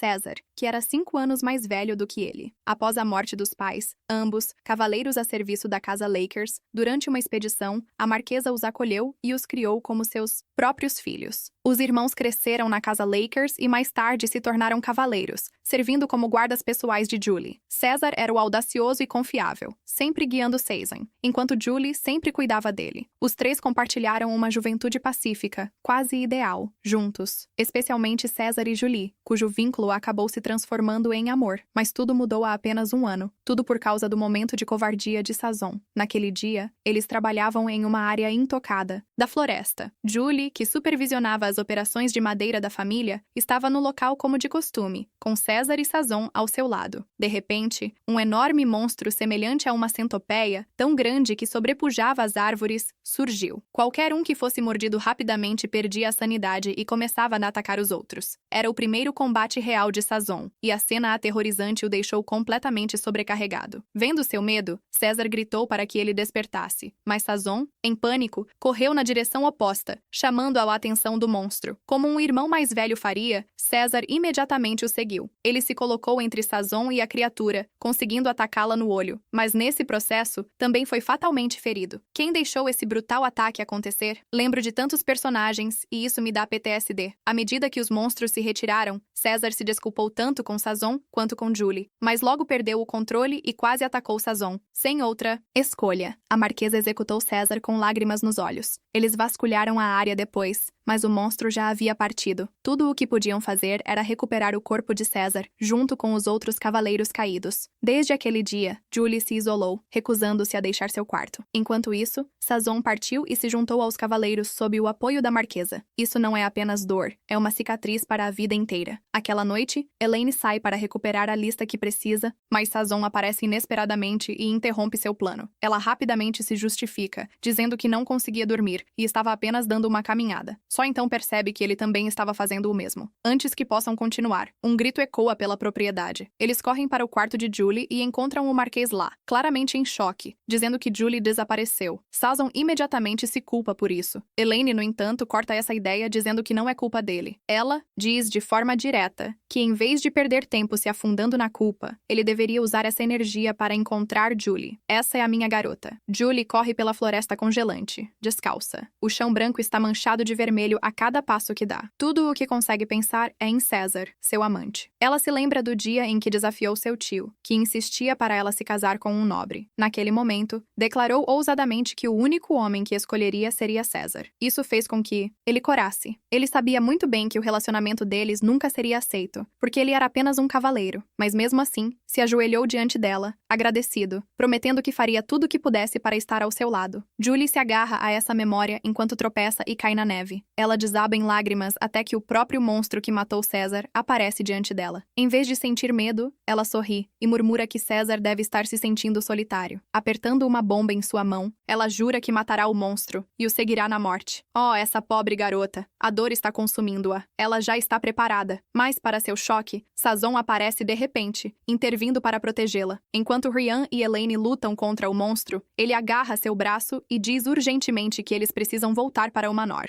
Julie se estressa e o esbofeteia com força no rosto. Sua voz quebra enquanto grita que não tem mais nada pelo que viver. Pior ainda, ela odeia como Sazon age, como se não estivesse de luto, como se tudo o que aconteceu não significasse nada. É nesse momento que Sazon finalmente quebra. Ele grita, sua voz tremendo, dizendo que, é claro, está triste e que também está sofrendo. Ele não está apenas vivendo porque quer. Ele se arrepende de quão fraco foi quando seu irmão morreu e de como fez Julie e o Marquês sofrerem tanto que isso lhe dá pesadelos todas as noites. Mas ele se recusa a jogar sua vida fora, não quando seu irmão desistiu de tudo para que ele pudesse viver. As lágrimas escorrem pelo seu rosto enquanto ele implora a Julie para não desistir também. Essas palavras a destroem completamente. Quem trouxe cebolas? Eu juro que estava bem 5 segundos atrás. O monstro de repente se aproxima por trás deles. Sazon reage instantaneamente. Ele pega Julie nos braços e a carrega para longe a tempo, fazendo a bomba escorregar de sua mão durante o movimento. Elaine a pega por instinto, mas nesse instante, o monstro ataca, e seu golpe corta o braço dela. Rhys, alarmado, se esforça ao máximo e corre para acabar com a criatura, antes de voltar para Elaine. Nossa garota olha para o braço e percebe que já está curado. Provavelmente, é o poder de Bella em ação. Isso a faz entrar em pânico. Quando Reese se aproxima dela, estendendo a mão para verificar sua lesão, ela rapidamente afasta a mão dele e insiste que vai lidar com isso sozinha. Ela se afasta. Reese fica olhando para ela, um pouco magoado pela rejeição. Ela realmente se transformou naquela protagonista poderosa, hein? Julie acorda no dia seguinte. Mesmo após finalmente se vingar de César, sente-se tão vazia. Ela não consegue acreditar que a monstruosa besta que levou seu amante foi derrotada tão facilmente na noite anterior. Elaine, então, entrega a Julie o colar com o anel que ela pegou na noite anterior. Julie agarra o colar e se desmancha em lágrimas, dizendo que era de César. Era um anel de casamento. Eu não estou bem, pessoal, Elaine fala, admitindo que pode não ter o direito de dizer isso, mas ainda assim torce para que Julie escolha viver. Ela diz que, após Julie desaparecer na noite passada, tanto o Marquês quanto Saison pareciam ter perdido alguém precioso novamente. Elaine reconhece a dor de Julie e o trauma que ela carrega, mas a exorta gentilmente a não se tornar mais uma fonte de tristeza para as pessoas que ainda se importam com ela. Ao ouvir isso, Julie pede desculpas ao pai e a Saison. Em seguida, declara que continuará vivendo. No entanto, admite que ainda está assustada e fraca e pede que eles fiquem ao seu lado e a ajudem a seguir em frente. Você é uma mulher corajosa. Quando Saison tem um momento a sós com Elaine, ele a pergunta curiosamente se ela estaria disposta a se sacrificar para salvar alguém querido para ela. Sem hesitar, ela responde que faria isso com alegria. Quando ele pergunta o porquê, ela simplesmente admite que não tem um motivo profundo. Ela ficaria feliz apenas sabendo que poderia proteger aquela pessoa. Sua resposta provoca algo na memória de Saison. Ele se lembra daquela noite claramente. César sorri fraco, por causa de seus ferimentos, e diz que estava contente por ter morrido protegendo tanto ele quanto Julie. Ele espera que eles não deixem a morte dele transformar suas vidas em algo miserável. Saison começa a entender por que se sentia atraído por Elaine. É porque ela compartilha muitas semelhanças com seu irmão. Ele se sente realmente grato a ela e está ansioso para retribuir o favor. Assim, nossa garota aproveita a oportunidade para perguntar sobre a lista de visitantes. Enquanto isso, Michael tem mais uma explosão de raiva. As palavras de seu pai ecoam em sua mente, dizendo-lhe para superar Reese, enquanto o rotula de incompetente. A pressão o corrói. Se ele falhar em garantir seu noivado com Julie, o imperador, sem dúvida, ficará desapontado. Então, ele redireciona sua frustração para um monitoramento obsessivo de Reese. Em vez disso, ele ordena que seus homens descubram as fraquezas de Reese que possam explorar e ataquem quando a oportunidade surgir. De volta a Killard, Reese, Elaine e Saison retornam com sucesso. Após garantir um generoso contrato de madeira com a casa Lakers, Saison entrega a Elaine um presente de Julie, a cópia da lista de visitantes que ela tanto procurava. Isso faz nossa garota ficar tão feliz. Finalmente, depois que Saison sai, Reese pergunta em voz baixa a Elaine sobre sua lesão. Ela assegura que está bem agora e até se desculpa por ter empurrado sua mão para longe naquele dia. Enquanto ela caminha à sua frente, Reese observa suas costas. Percebe que, embora sinta que se aproximou dela, agora parece haver uma sutil distância crescendo entre eles. Dentro de seu quarto, Elaine não perde tempo e imediatamente revisa os documentos. Seus olhos se estreitam ao encontrar a menção a uma unidade de recuperação de cadáveres. É o grupo que tinha o acesso mais fácil para contrabandear partes dos restos do dragão. À medida que estuda a lista, alguns nomes começam a se destacar. Comandante Caris Denick, Comandante Crystal Jewel e Comandante Talos Asgard. Por fim, Elaine finalmente tem uma pista. Ao mesmo tempo, Rhee também recebe boas notícias inesperadas. Uma pista sobre o paradeiro de Baltor. Eles chegam em Montaigne e seguem para uma pousada onde estão marcados para encontrar o cavaleiro que descobriu a pista. Enquanto caminham, Elaine fica ansiosa, preocupando-se que sua cobertura possa ser exposta se Balfour notar que ela não envelheceu nada. Uma parte dela até pensa que seria mais seguro se eles falhassem em encontrá-lo. Mas ela se recusa a ser egoísta, especialmente sabendo que Baltor é quem criou Rhys, tornando-o o homem que ele é hoje. Se encontrar Baltor significa que ela deve deixar Rhys de lado, ela já está pronta para aceitar isso. Eles se encontram com o cavaleiro, que informa que encontrou algo relacionado a Baltor, e acaba sendo a joia que atualmente está sendo usada pelo estalajadeiro. Rhys imediatamente a reconhece e decide investigar pessoalmente, ordenando que seus cavaleiros voltem a Killian sem ele. Ele se aproxima do estalajadeiro e oferece uma grande quantia em dinheiro para comprar o colar. Ela concorda sem hesitar, mas no momento em que o entrega, um menino chamado Jody a agarra, insistindo que pertence a ele. O estalajadeiro tenta pegá-lo de volta, mas o menino se recusa e grita que o encontrou 10 anos atrás na Montanha Assombrada. Rhys intervém e oferece moedas de ouro em troca de mais detalhes. O menino descreve o proprietário como um homem homem muito alto, com cabelo loiro, olhos azuis e 2 cicatrizes na mão direita. Isso faz Reese sorrir, pois coincide perfeitamente com Baltor. Eles decidem deixar a criança comer primeiro, e enquanto ele come, compartilha em voz baixa que é um órfão. Os proprietários da pousada o acolheram, mas o tratavam mal, quase não alimentando-o e fazendo-o trabalhar o dia todo. Por causa disso, mesmo com 15 anos, ele parece muito menor do que sua idade. Depois disso, Reese volta a conversa para os negócios e pergunta como Jody se deparou com o dono do pendente. O menino explica que se lembra do homem por causa de alguém chamado Sharon, que costumava viver na Floresta Assombrada, mas desapareceu de repente um dia. Sharon tinha cabelos longos como algas marinhas, e os moradores da cidade o evitavam por causa de como era sujo e sombrio. As crianças curiosas da localidade disseram a Jody que ele deveria trazer o cabelo de Sharon em troca de parar com o bullying. Tentando escapar da perseguição delas, Jody se esgueirou para dentro da cabana de Sharon. Lá, ele acabou compartilhando sua situação. Para sua surpresa, Sharon calmamente cortou um pedaço do próprio cabelo e entregou a Jody com um sorriso gentil. Aquela cena deixou Jody aturdido. Sharon, na verdade, era bondosa. Depois disso, o bullying parou. Jody começou a visitar Sharon com mais frequência. Embora achasse Sharon bondosa, algo nele parecia estranho. Ele frequentemente olhava pela janela e murmurava que tudo era culpa dele. Um dia, Jody tentou tocar em uma bola de cristal na cabana, o que fez Sharon rapidamente escondê-la. Em outro dia, a caminho da cabana, Jody se deparou com Baltor. Baltor lhe deu um tapinha na cabeça e aconselhou-o a ficar longe da floresta naquele dia, dizendo que algo perigoso poderia acontecer. Sentindo-se assustado, Jody seguiu o aviso e não foi. Naquela mesma noite, a cabana de Sharon foi consumida pelas chamas. Jody imediatamente correu para a cabana, mas tudo o que pôde fazer foi esperar a chuva da manhã apagar o fogo. Quando ele entrou nos restos carbonizados da casa, a única coisa que encontrou foi um pingente. Desde aquele dia, um fantasma tem sido visto aparecendo nas florestas. Os aldeões que ousam entrar na cabana são posteriormente encontrados congelados até a morte. Muitos deles culparam Sharon pela maldição, mas Jody não acredita nisso. Ele pensa que Sharon não é responsável. Afinal, nem Sharon nem Baltor são encontrados dentro da cabana, apenas vestígios de que estiveram lá em algum momento. Jody então se lembra de algo importante. Dias antes de Baltor aparecer, Sharon estava agindo de forma estranha. Ele estava constantemente nervoso, bebendo mais do que o normal e olhando pela janela o dia todo. Então, Jody recorda claramente Sharon murmurando para si mesmo que não queria viver como Sharon e que seu verdadeiro nome era Talos Asgard. Isso soa familiar para Elaine, e seus olhos se alargam ao perceber a verdade. Talos Asgard está na lista de registros. Como já está tarde, Reese decide continuar a investigação no dia seguinte. Ao ouvir isso, Jody timidamente admite que, na verdade, não tem lugar para ficar, pois já foi expulso pelos donos da estalagem. Reese e Elaine concordam em arranjar um quarto para ele, e Reese assegura a Jody que ele estará protegido durante a estadia na vila. A promessa faz Jody visivelmente feliz. Ele diz que nunca se sentiu realmente protegido antes e até deseja que eles pudessem ser seus pais. Reese hesita por um momento, então gentilmente muda de assunto, dizendo a Jody para ter certeza de que vai guardar o dinheiro em segurança. Então, Reese e Elaine seguem para a floresta nevada e eventualmente encontram a cabana. De repente, Reese sente uma presença gelada. Ele olha para frente e vê olhos vermelhos brilhantes o encarando. O pânico o atinge instantaneamente e ele grita para Elaine fechar os olhos. Ele se vê em um Sebeca em chamas, com o ar denso de fumaça e gritos. A ficha cai para ele imediatamente. Isso é uma ilusão. Os espectros estão aqui. Monstros que se alimentam da força vital de uma pessoa, explorando seus traumas mais profundos. Então, Baltor aparece. Ele estende a mão e implora para que ele a pegue. Mas Reed não hesita. Ele corta a ilusão sem pensar 2 vezes, recusando-se a ser enganado. Amo meu homem mentalmente saudável. Ele se liberta. Mas, oh não, Elaine, não. Pior, o corpo dela começa a ficar perigosamente frio. Se ela não acordar logo, vai congelar até a morte. Dentro de sua alucinação, Elaine vê Reed gravemente ferido, ensanguentado. Ele chora enquanto a agarra e pergunta por que ela matou sua mãe. Reed decide enfrentar os espectros diretamente para forçá-la a sair disso. Mas antes que ele se mova, Elaine, ainda inconsciente, agarra sua mão e suplicante pede para ele não ir, chamando-o de Ree. Vamos parar aqui por hoje, pessoal. Sim, eu sei que vocês querem mais. Não se esqueçam de pedir a próxima parte na seção de comentários. Obrigado a todos por assistirem e pelo apoio. Por favor, se inscrevam no canal, isso nos ajuda muito. Até a próxima!